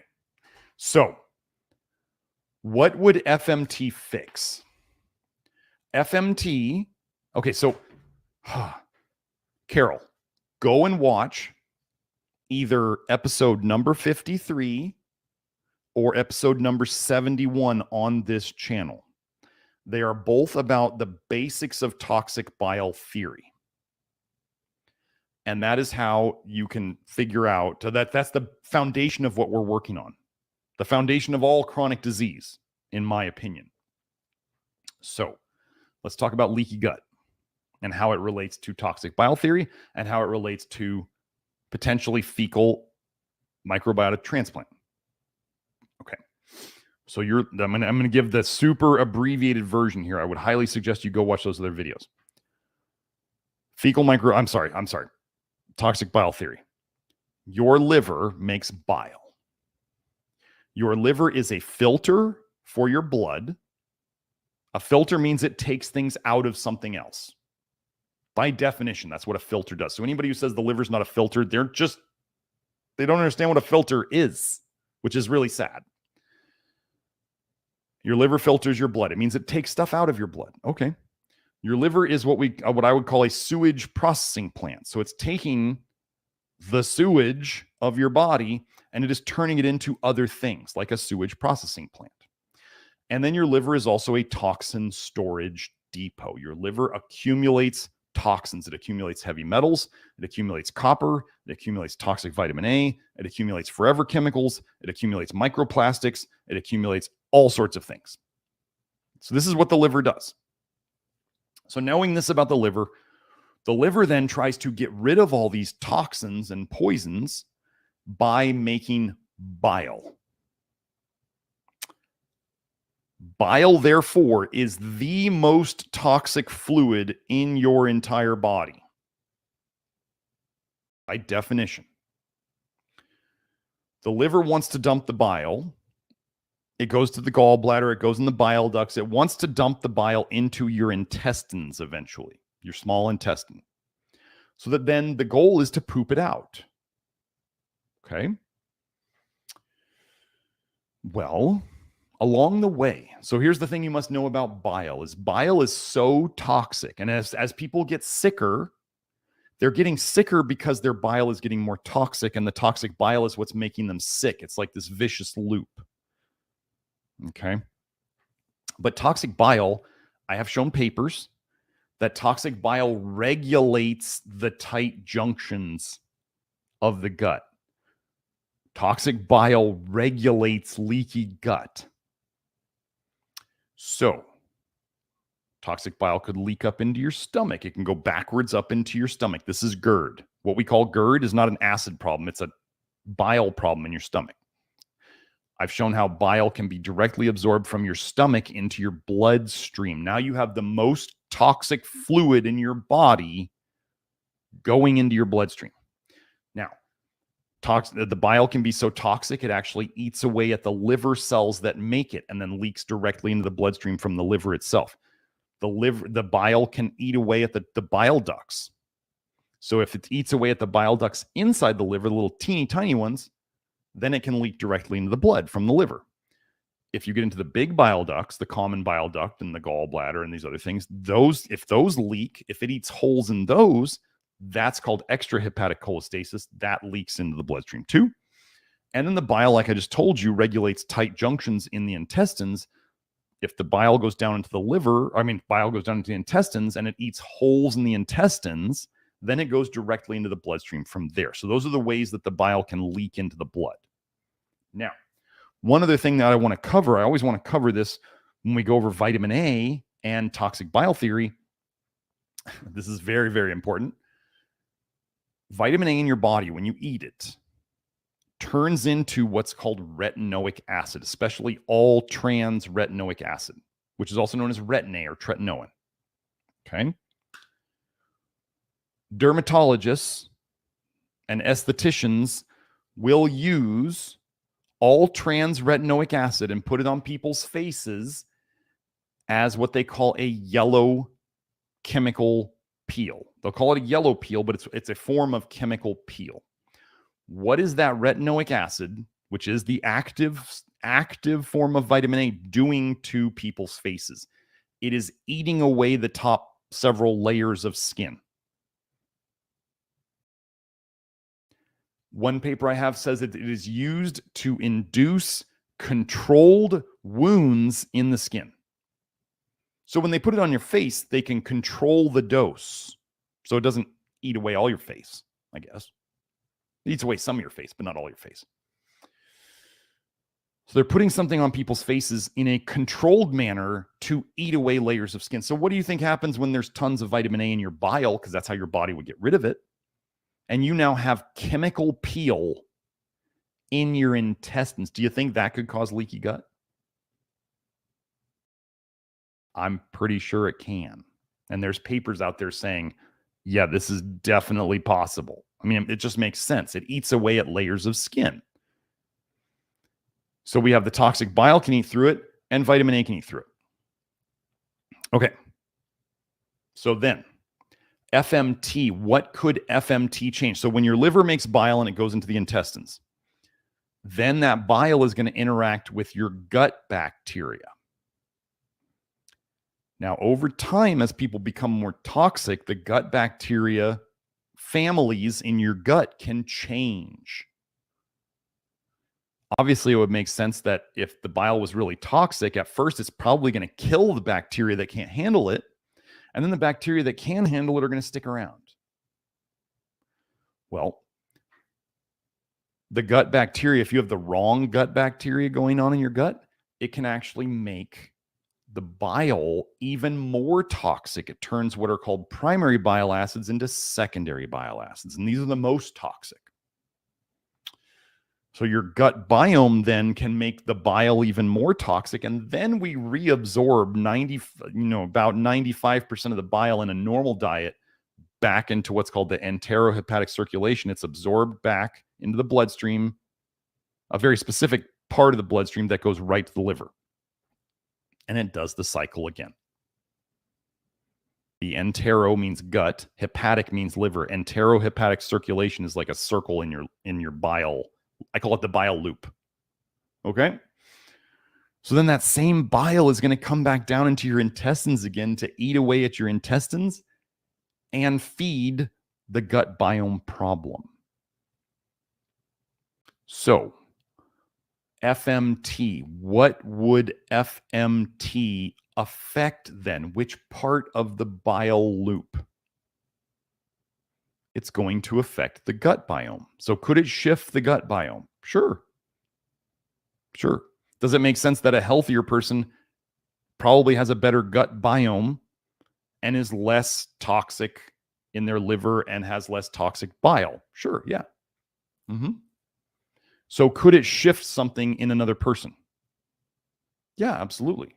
Now, I remember talking to somebody who had a lot of gut problems, and I was telling him, have you ever heard of this fecal transplantation? And she was like, oh yeah. Have you seen all the negative stories on the internet about it? And I was like, wait, I remember in the early days, it was all positive. And apparently now, if you start going and looking out there, you got a lot of DIYers who maybe aren't going to test their friends, or maybe their friend doesn't tell them they have a gut problem or whatever. Or you think about this. Invasive species with animals, right? Or plants. You bring in, let's say you got two people, and one of them has a gut bacteria that is really not going to do good things in this person, but you have no idea what you're doing. And put it this way, modern medicine and gut biome, they don't know what the heck is going on. Like, they're just like, eat yogurt. Like, that's the... they don't know their ass from a hole in the ground. So, invasive species, right? You get the wrong species coming into another area where it's not supposed to be, but it could thrive there and take over. Oh, that would be bad now, wouldn't it? How do you know what you're going to introduce via the poop juice? You don't, because nobody's going to do that testing, and nobody would even know. So, when she told me to go look up all the negative stories about it, I was like, wow, that seems weird. Okay, and I looked and I was like, well, this makes sense. There's like, anything can cause anything. This is another concept we go by. Things may 99% of the time cause a certain reaction in nearly everybody. But then you have the 1% of people where it causes something different. I'm okay with that because I trust that people are telling me the truth. I don't assume people are lying to me. There's no benefit to them if they lie to me. If they want to hide things and lie to me, it only hurts them. So I always, unlike your MDs who are like assuming you're lying, they're like, you know, or like your personal trainer where you're like, look, I'm eating exactly what you say and I'm doing all my exercise and I'm still gaining weight. And the trainer's like, you've got to be lying. And I'm like, wow, that's a hell of a thing to assume. Like if the person is lying, they're only hurting themselves. But if they aren't lying, then there's something going on. So anyway, yeah, that's leaky gut. I've been over leaky gut. If you were to, I don't know if we have a leaky gut show. Maybe I should do a leaky gut show. Maybe I'll do that. That would be a good one. And then I could answer this question. I could be like, just go watch the leaky gut show. I could do leaky gut with like magnesium deficiency, leaky gut with potassium deficiency, leaky gut with all the stuff. So let's see. Were there any other super chats? I got to get going here to my other stuff. I don't see any more super chats. There was one comment that Joe wanted me to get to. Let me find it on my phone. 19 notifications. My goodness. Okay, let me find it. Okay. Ciparane Pintelli says, cows accumulate retinoids and iron like a mofo. This was a chat in the live chat that Joe found. I worked in Western farms for 4 years. It is not natural for a cow to eat grass 12 months a year. Grass is a mega bomb of beta carotene. So, wait, Cyprian. If you're still here, like, tell me what a natural, like, short form, a natural diet in a year would be. Can you do that, like short form? Okay, let me see this.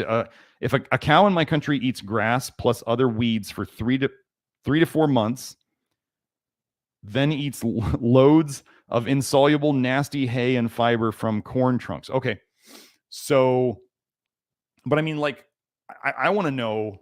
Like I talk about the cows down in Mexico when I was a kid, when we would drive down there, and the cows were like, you could see their ribs. The cows were eating desert brush, you know, and walking around all day trying to find. I mean, it's like some of it was like Star Wars sand, you know, like the sand dunes. It's like just flat with a blow sand, if you know what that means.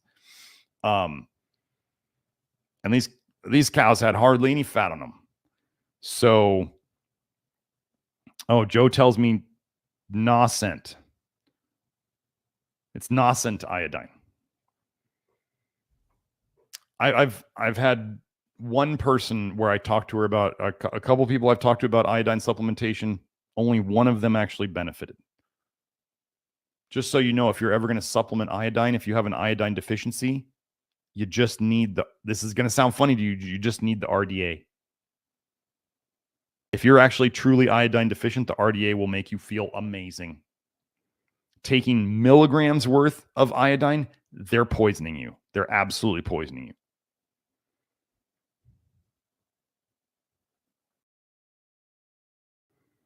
So I think that's all of it. We started at, it's only been 2 hours. I'll take a couple more questions. I'm going to start at the top. Remember, if you want to get your question answered, the best way to do that is a super chat, because those are the ones I get to first. Otherwise, I start at the top of the list. So if any of you, if you see any super chats, just let me know as soon as they're there. Otherwise, we start at the top. I'm not going to say hi to everybody, but hello, everyone, and at once, and then Happy New Year. 2024 is going to get weird. I'm sure of it. It's going to get weird pretty fast, I think. So let me see. Oh yeah. So what we try to do, I wanted to go over this because Matt V was asking about links and stuff like that. And I know okay. So when I show the study, so if you guys want to look up the studies, like we had to stop posting who was doing it with me? Pierre does our timestamps. So thank you, Pierre, for doing the timestamps. That's amazing. You do great work every week. He also does it for the Inner Circle too. So we found that we couldn't put the links to the papers in the timestamps and still have enough room for all the timestamps. Because, I talk about a couple things along the way. You only get 5,000 letters or 5,000 characters. So we found that we couldn't do the links. That just sucked up so many characters. So in the timestamps for each show, the titles of the studies are there. So you can take the titles of the studies and just either put them into Google or DuckDuckGo or whatever you use and see if you can find the paper that way. Or you could go typically to pubmed.gov and plug it into the search engine there and see if you can find it. Otherwise, if you're watching the show and you see that I'm on a PubMed website, like the NIH, and you see the PubMed ID, PMID, you can copy and paste that little number into the search bar, and it will find that exact study for you. I have found what I'm trying to do now is I'm trying to, when I write tweets or whatever, I need to do this more often. I was just thinking I didn't do this today a couple times. Generally, if you link to the PubMed website, they keep that link. But as you saw today, when I went to that other journal, the link disappeared. So PubMed seems to keep their sites up. But like Sci-Hub, where you can find the free papers, sci-hub.st, those links disappear all the time because, the journals come and they say, take this down. And so they take it down and then it's gone.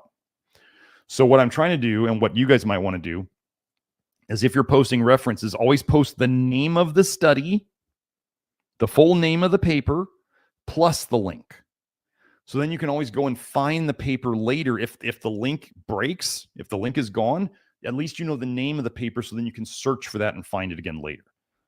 But if it's on the PubMed website, it generally doesn't go anywhere. But not all the studies are on PubMed websites. And if you want to find the full paper, you usually got to go somewhere else. So just an idea about finding papers, because I do want people. That's part of the reason why I show it live here, is so that you see it. I'm not making things up out of thin air. One guy saying that, what was he saying? Drinking out of copper cups grounds you. I was like, I'm going to need to see a reference on that one, buddy.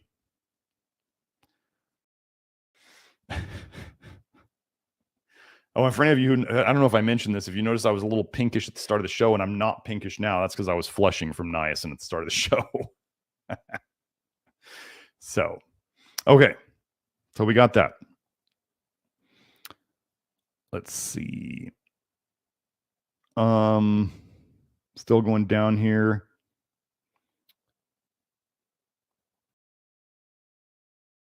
Okay, Swift View Markets asks, morning all.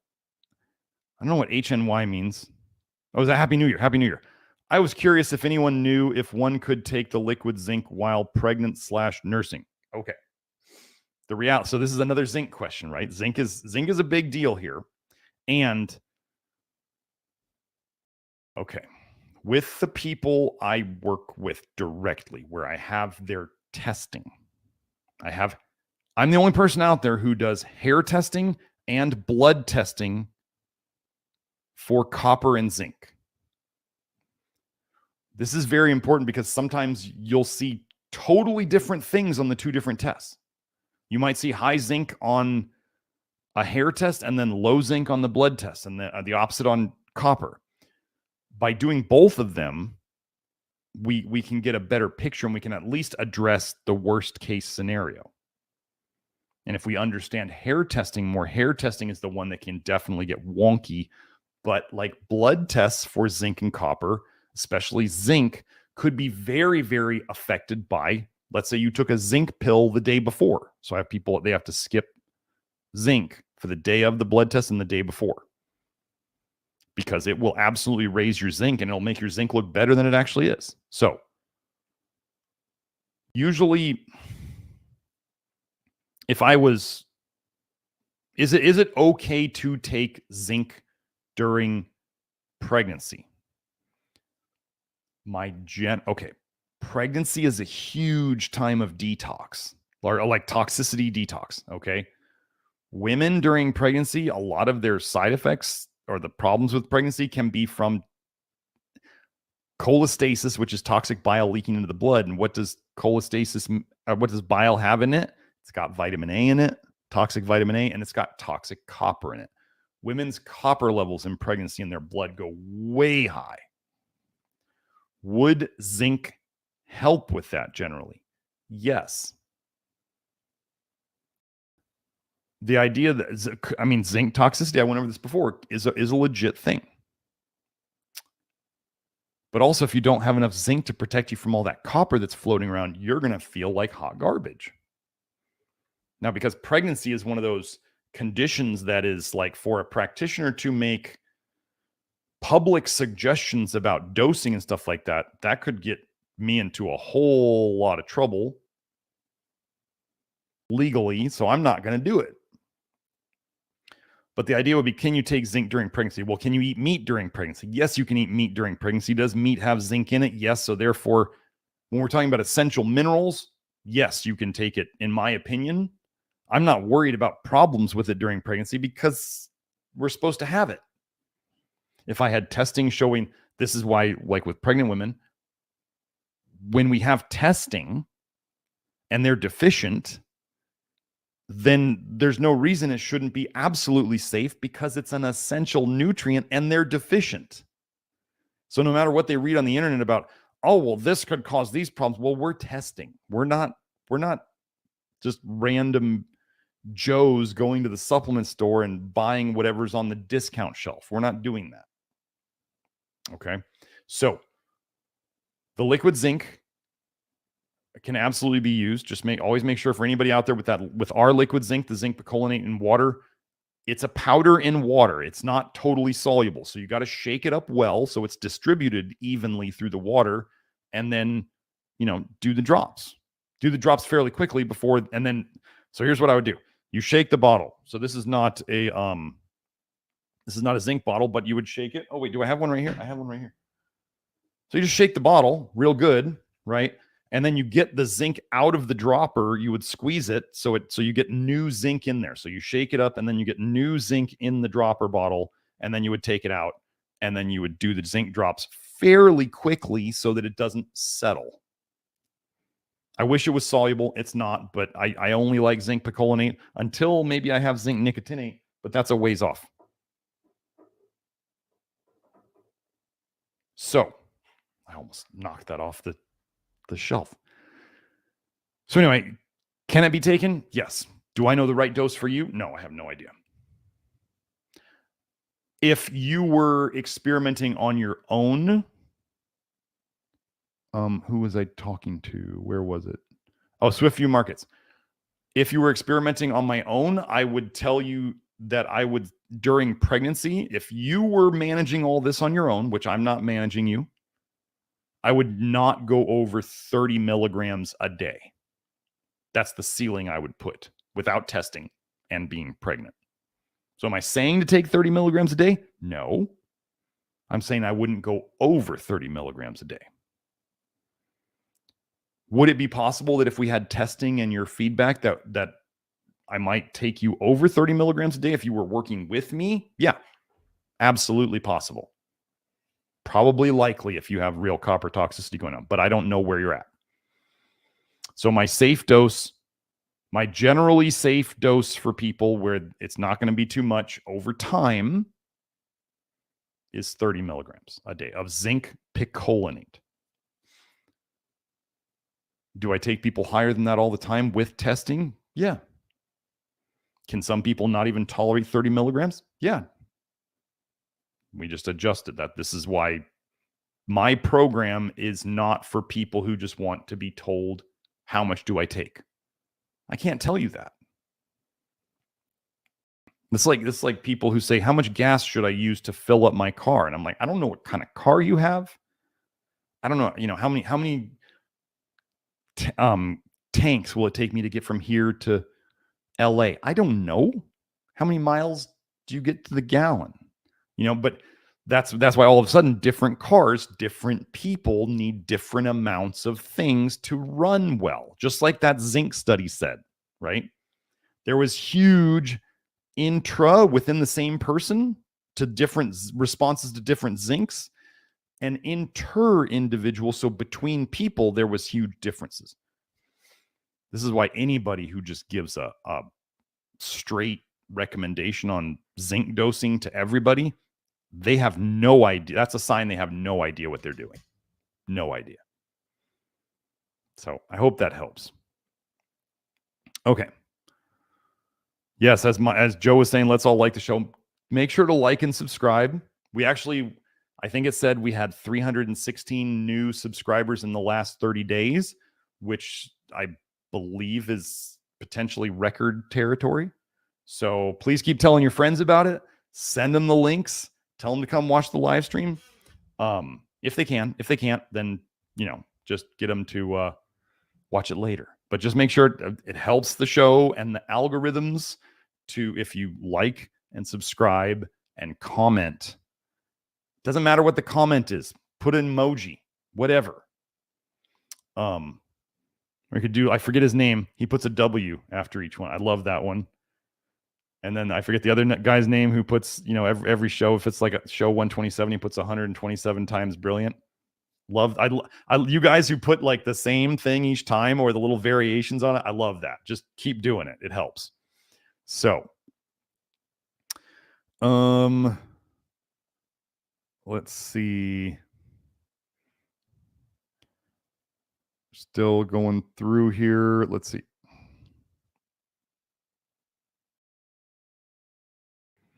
Adam says, I was just watching episode 100 on Weston A. Price was the exact rebuttal I needed to continue the conversation. Good. Somebody was posting on Twitter saying, you and Paul Saladino should have a debate and a conversation. And I'm like, I would come in there. I would get some of his supplements, organ meat supplements, and I would then have them third-party analyzed, and I'd be going over, why do these contain all these toxic metals? I'd be getting it analyzed for like forever chemicals. I'd be getting it analyzed. It would be ugly. And I would be coming in with all of my liver vitamin A toxicity studies in humans and animals, and copper toxicity stuff. I'd be coming in with all sorts of stuff. Like Grant and it was funny. Saladino did a video on, can you get vitamin A toxicity from liver? And Grant went through, I don't know if he did it. I don't think he did a video on it, but he went through Grant Genereux of ggenereux.blog. He's the guy who got me into vitamin A toxicity, but he was like, Saladino quotes this line, but the line right before it that connects to it, like totally contradicts the line he just said. So it was like within the same paper, Saladino ignored all of the toxicity references, just completely ignored them. And he was like, yeah, everything looks fine as long as you're not supplementing vitamin A. I was like, wow, that's horse shit. What can I say? So I'd be there with all of my stuff. But I told people, I said, Saladino's been tagged like tens of times, if not over 100 times, to have a debate with me or a discussion or a conversation or whatever. It's not going to happen. He's got too much at stake.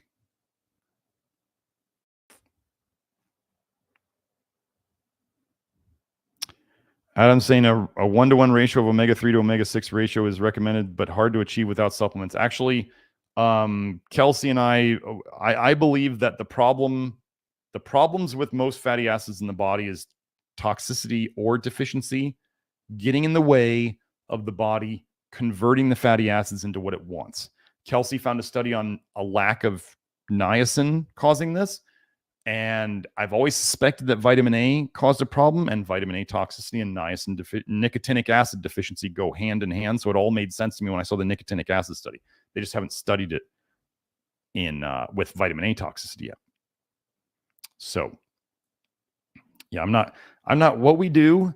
Where did the omega-3 and the omega-6 imbalance come from? It came from added fats, oils. It didn't come from foods. And we have plenty of people thriving with no fish They just eat, red meat that is grown and fed as well as we can get,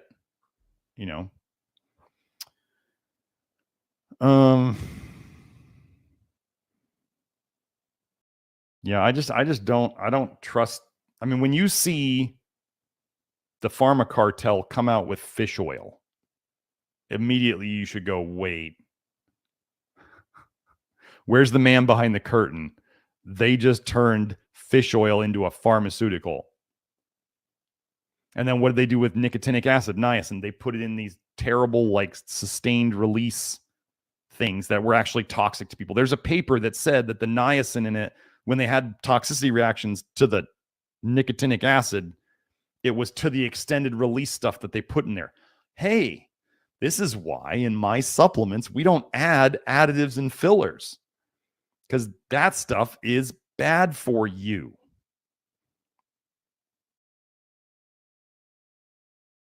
But yeah, those nicotinic acid studies, they did a sustained release or an extended release and all that stuff. And when they saw negatives, they actually compared it to immediate release or crystalline nicotinic acid, and they didn't find that in the crystalline nicotinic acid. So it was, why did they put it in the sustained release or the extended release? So people wouldn't flush. Okay. If you're scared of the flush, you may or may not get the benefits of nicotinic acid. That's your choice. You don't have to drive. You could walk everywhere. It might take you a lot longer. You have that choice. We all make choices every day. So, let me see.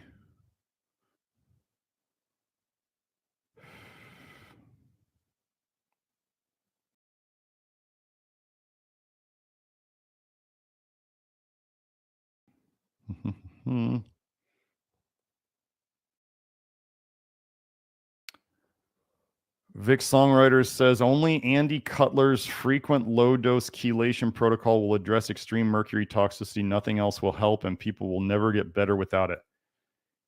Yeah, gonna have to disagree with you there. I have a woman who is severely mercury toxic, severely.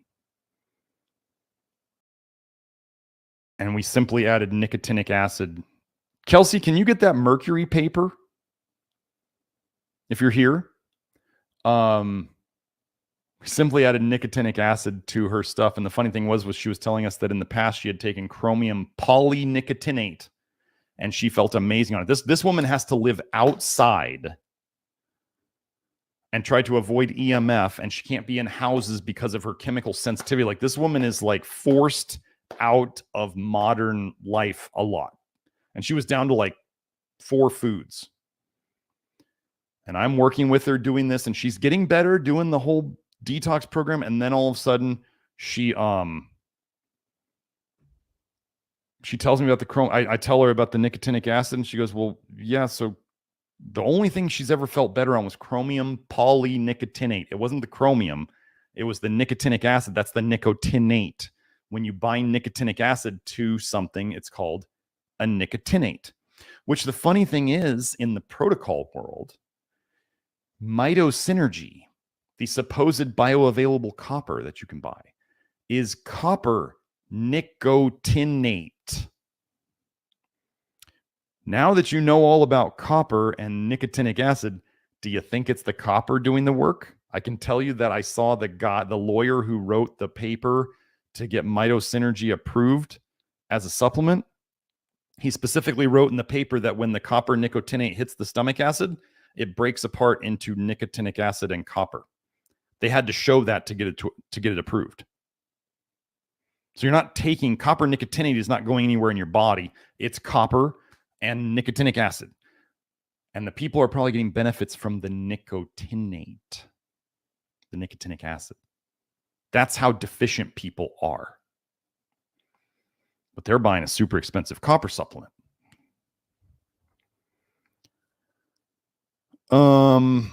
Okay.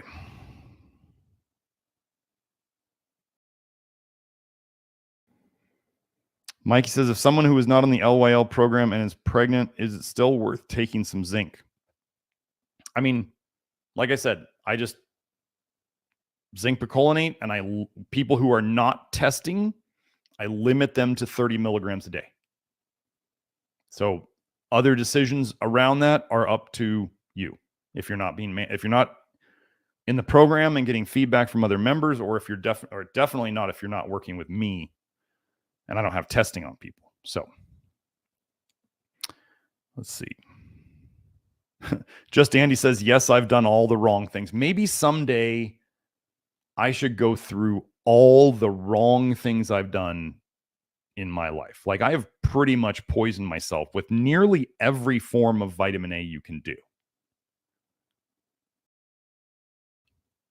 The reason I'm here is because I'm good. I like to think I'm good at recognizing problems quickly. So I didn't mess myself up too bad.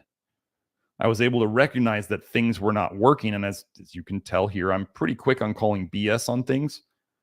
Like if somebody says, oh, you're just detoxing, that's why you feel like crap. I was like, yeah, it's been like 2 or 3 weeks now. That doesn't make any sense. I'm like losing weight. I'm losing muscle. I don't like this. This is not good. I don't feel good. I don't like what you're making me eat. This sucks. Or like one day, I'm actually fairly intuitive. And one day I was going and I was looking at my supplement box. I was like, why am I so stiff? This is horrible. And I'm looking at, and like my intuition, I was just looking to see like, which one is it? And my eyes just focused on the vitamin D. I was like, oh, it's that one. And I took it out and I felt better. Or like when I paid attention to when I was taking boron supplements, and I was so stiff, I was like a 90-year-old man. Stop the boron supplements, the stiffness is gone in 2 days. You don't need, boron's not an essential mineral, folks. You don't need it. Boron's a band-aid for other problems. So anyway. Ashlyn asks, can zinc cause acne to get worse if you are very copper toxic? That's quite possible. It's quite possible. I tried liquid zinc for a few weeks because my acne did not improve after 2 months on the Love Your Liver program, but the acne got even worse with zinc. Okay, so yeah, pretty toxic. I would say actually the first thing, Ashlyn, that you would want to go read is the nicotinic acid articles, because did you see my acne show? I have on the Love Your Liver live stream, there was one specifically on acne. And I went over the research on how acne is actually a nicotinic acid deficiency. So Kelsey may be making some topical. I think she may be, I don't know if the recipes are already in the Love Your Liver program for topical nicotinic acid, but you could go topical. You could also go internal. I mean, I would do both. But yeah, that's where I would, if you weren't, yes, you can. Okay, folks, this is the important thing. It is the toxicity in your blood from your toxic bile leaking into your blood from your liver. You know, the liver makes the bile, the toxic bile leaks into your blood. It goes everywhere. It causes problems. Remember how I just did the study where zinc reduced the liver copper concentration? How does the liver get rid of copper? It puts it in the bile. What if the liver, you start taking more zinc, your liver starts, so zinc is going into your liver now, because your liver is either going to have zinc or copper. You're going to have one or the other. Zinc would be better than copper. So the zinc goes into the liver and it kicks out a copper. Where does that copper go? Well, it goes into your bile. Then when you dump the bile, where does the bile go? Could it go into your blood? Absolutely. So then if you were taking, but you need zinc to protect yourself from copper, but zinc also kicks copper out of your liver. So depending upon the effect that an individual person, remember the inter and the intra responses, the individual person gets from the zinc could make them feel a lot better, could make them feel worse. What do we do with the dosing? We change the dosing based on the person's response, and also within the ceiling that we give them and within their response. You know, so we have their labs, we have their responses, we have their history, and we give feedback and we adjust. But yeah, could it, anything we do, so like it's a poison on the way in and it's a poison on the way out. So if you kick the copper out too fast for you, you could aggravate things. Absolutely. This is one thing where people don't understand, where some of the people out there who try to say that they got worse on the program, they were just pushing things too hard. Like let's say, okay, Ramon with the zinc. Somebody says, well, I took zinc and I felt like crap and I took it for 2 months and I just got worse. I don't know why you would do that after listening to me. I don't know why. I don't know you. I didn't mean you like Ashlyn. I mean, I don't know why someone would do that after listening to me, where I say, Doc, it hurts when I do this. Don't do it. If you don't feel good on a supplement like zinc, stop taking it or take less. And they took it for months. And then they try to blame me when I would have told them, take less or stop taking it. Something's not working. These people out there, they just refuse to take responsibility for their actions. And they're going to be out there. You know, it's like when you read Amazon reviews and you see people giving 1 stars and they're like, this thing doesn't work at all. And then you realize it's just user error. User error is everywhere. This is why there's no guarantees in medicine. Even with like simple aesthetic procedures, people can go home and screw up their aftercare. And then they come back and they're like, you ruined my face. And you're like, well, you didn't do what you were supposed to do after it. They gave you simple instructions and you didn't follow them. They're like, but it's your fault. No. People screw up things all the time. User error is everywhere. So Peter says making a dating site for detoxed and unjabbed people would make sense at this point. You know, I looked into that Unjected website, the Unjected dating app. It was not.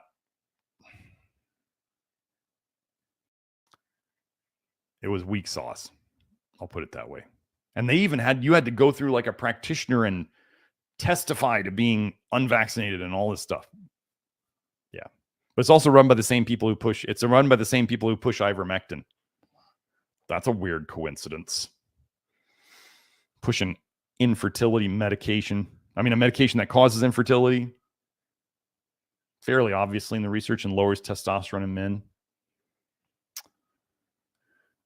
Okay.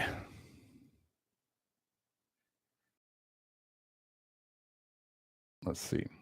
Okay, Jackie says, I just found you recently and wow, you make so much sense and I love that you're aware of what's going on. Well, thank you, Jackie. Thank you, Jackie. I appreciate that. It has to make sense to me before I can share it with you guys. And that's why when I think up new things, I'll say, I don't know if this is it. It's just a theory. And I couch that a lot. That's why it's called toxic bile theory. I mean, because obviously conventional medicine is not coming up with any good causes of disease, right? They're like, it's the RB8 receptor and it's not getting signaling from blah, blah, blah, blah, and this membrane, transmembrane, it's garbage. It's absolutely, the smaller that medicine gets. Why are they getting smaller and smaller? To hide the toxicity. It's whenever you see the word signaling, they're hiding toxicity. Like they're trying to say you need retinoic acid signaling. Signaling, what does that mean? They're saying you need retinoic acid. So they're saying you need Accutane and Retin-A to do things in your body. But then you look at the side effects lists of retinoic acid, retinoic acid, tretinoin and isotretinoin, the retinoic acids, and the side effect lists are outrageous. Unreal. But yes, I'm glad it makes sense to you, Jackie. Thank you for that. Eve says, what do I consider high cholesterol? Let me tell you one thing I don't measure in people, and I never will measure in people. Cholesterol. I don't care. Cholesterol is just a marker of toxicity, but it can be easily misinterpreted. I just don't care. I used to be 240 total cholesterol. No, I used to be 280 total cholesterol. My LDL was over 200. My recent total cholesterol came back at 174. And I know that my hormones are overall better than they've ever been in my life, based on my physique and my performance and all that stuff. So People who worry about cholesterol is a psyop. Like, it's just to get you distracted so they can give people statins. And you want to know what fixes cholesterol better than anything else? Nicotinic acid and avoiding vitamin A. That'll get rid of the triglycerides. You avoid vitamin A, triglycerides come down. You do your nicotinic acid, the triglycerides come down and the LDL comes down. But like, I just don't care about cholesterol. It just doesn't. Even when I wrote my eggs thread that eggs were bad, I specifically said in like the first or the second post, I said, I'm not going to mention cholesterol at all because cholesterol has nothing to do with this. It's the vitamin A and the lecithin, the choline. So Lynn says, I'm an under and finally eating twice a day. Awesome. So let me look at the super chat. Where is it? Oh boy, that's a big question. Dylan asks, do you think any of the B vitamins are essential? That's a huge question. I'm going to say, nicotinic acid, in terms of niacin in the diet, absolutely. Pellagra is a real disease.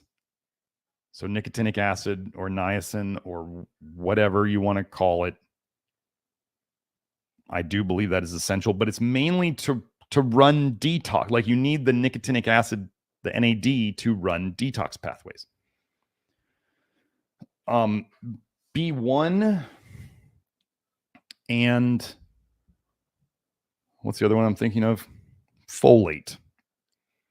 I've talked a lot with Kelsey about this. Kelsey really feels like folate is important in certain pathways.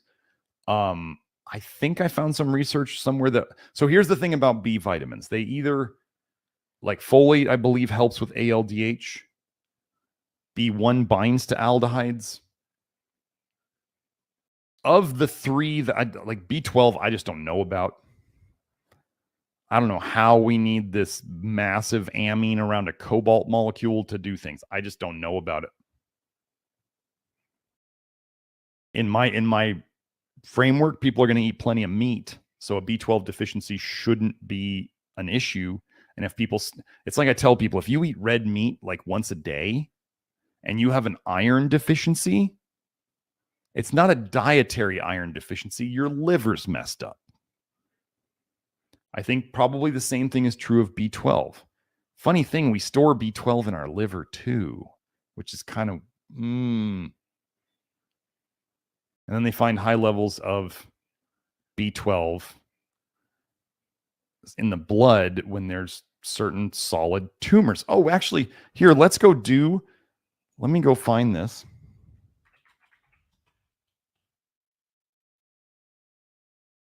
Okay, let me find it. No. I want the, let me go find my post, my tweeter, my X post on, this was a fun little cancer thing I found today.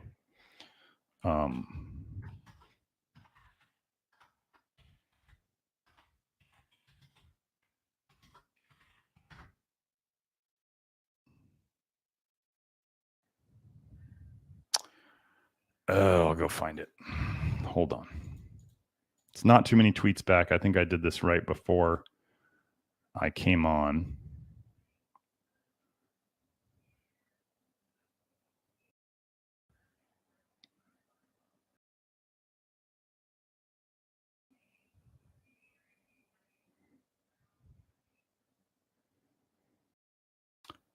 Come on. Where is it?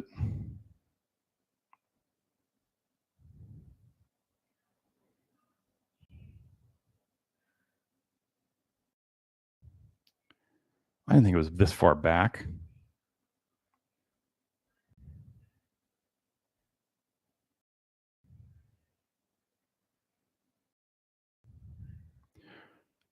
Serious? Did this tweet disappear? Oh, copper and aberrant. That's what I need. Okay, I know the word. Okay.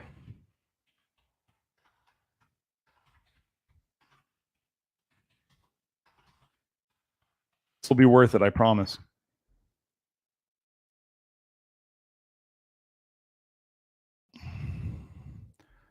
I think that post disappeared.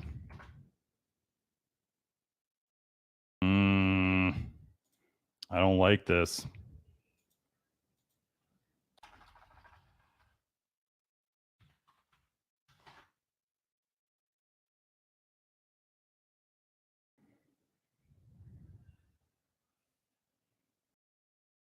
Well, here, I'll just read this one.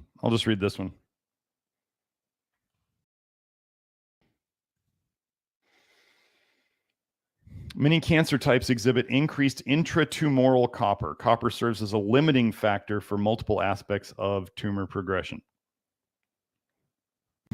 Not enough copper limits the tumor progressing. I want you to understand what they were saying there.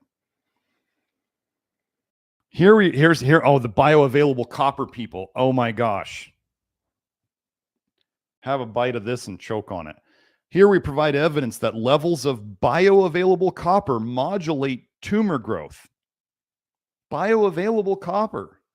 Chronic exposure to elevated levels of copper in drinking water corresponding to the maximum allowed in public water supplies stimulated proliferation of cancer cells.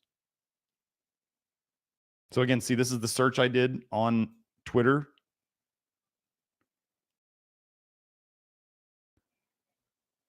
And here's another one. And de novo, that's from scratch. That's like from the start. And de novo pancreatic tumor growth in mice. Conversely, reducing systemic copper levels with a chelating drug clinically used to treat copper disorders impaired both. They mean tumor growth and copper disorders. Yeah. Anyway, so B vitamins. Folate, folinic acid is the only one I use. Calcium folinate. I don't use MTHF unless somebody already knows they really feel good on it. Methylation problems are toxicity problems, folks, and probably nicotinic acid deficiency problems. So I don't use methylated B vitamins. We fixed the methylation problem. B12 is sketchy. Folate and B1 and nicotinic acid are the ones that I would potentially have. The nicotinic acid is like go-to now. Low dose nicotinic acid is absolutely one of the first steps in the program. And if you want to know the nicotinic acid stuff, all the great articles that Kelsey wrote, they're in the program. members.nutritiondetective.com, the Love Your Liver program. For videos that... But anyway, have a great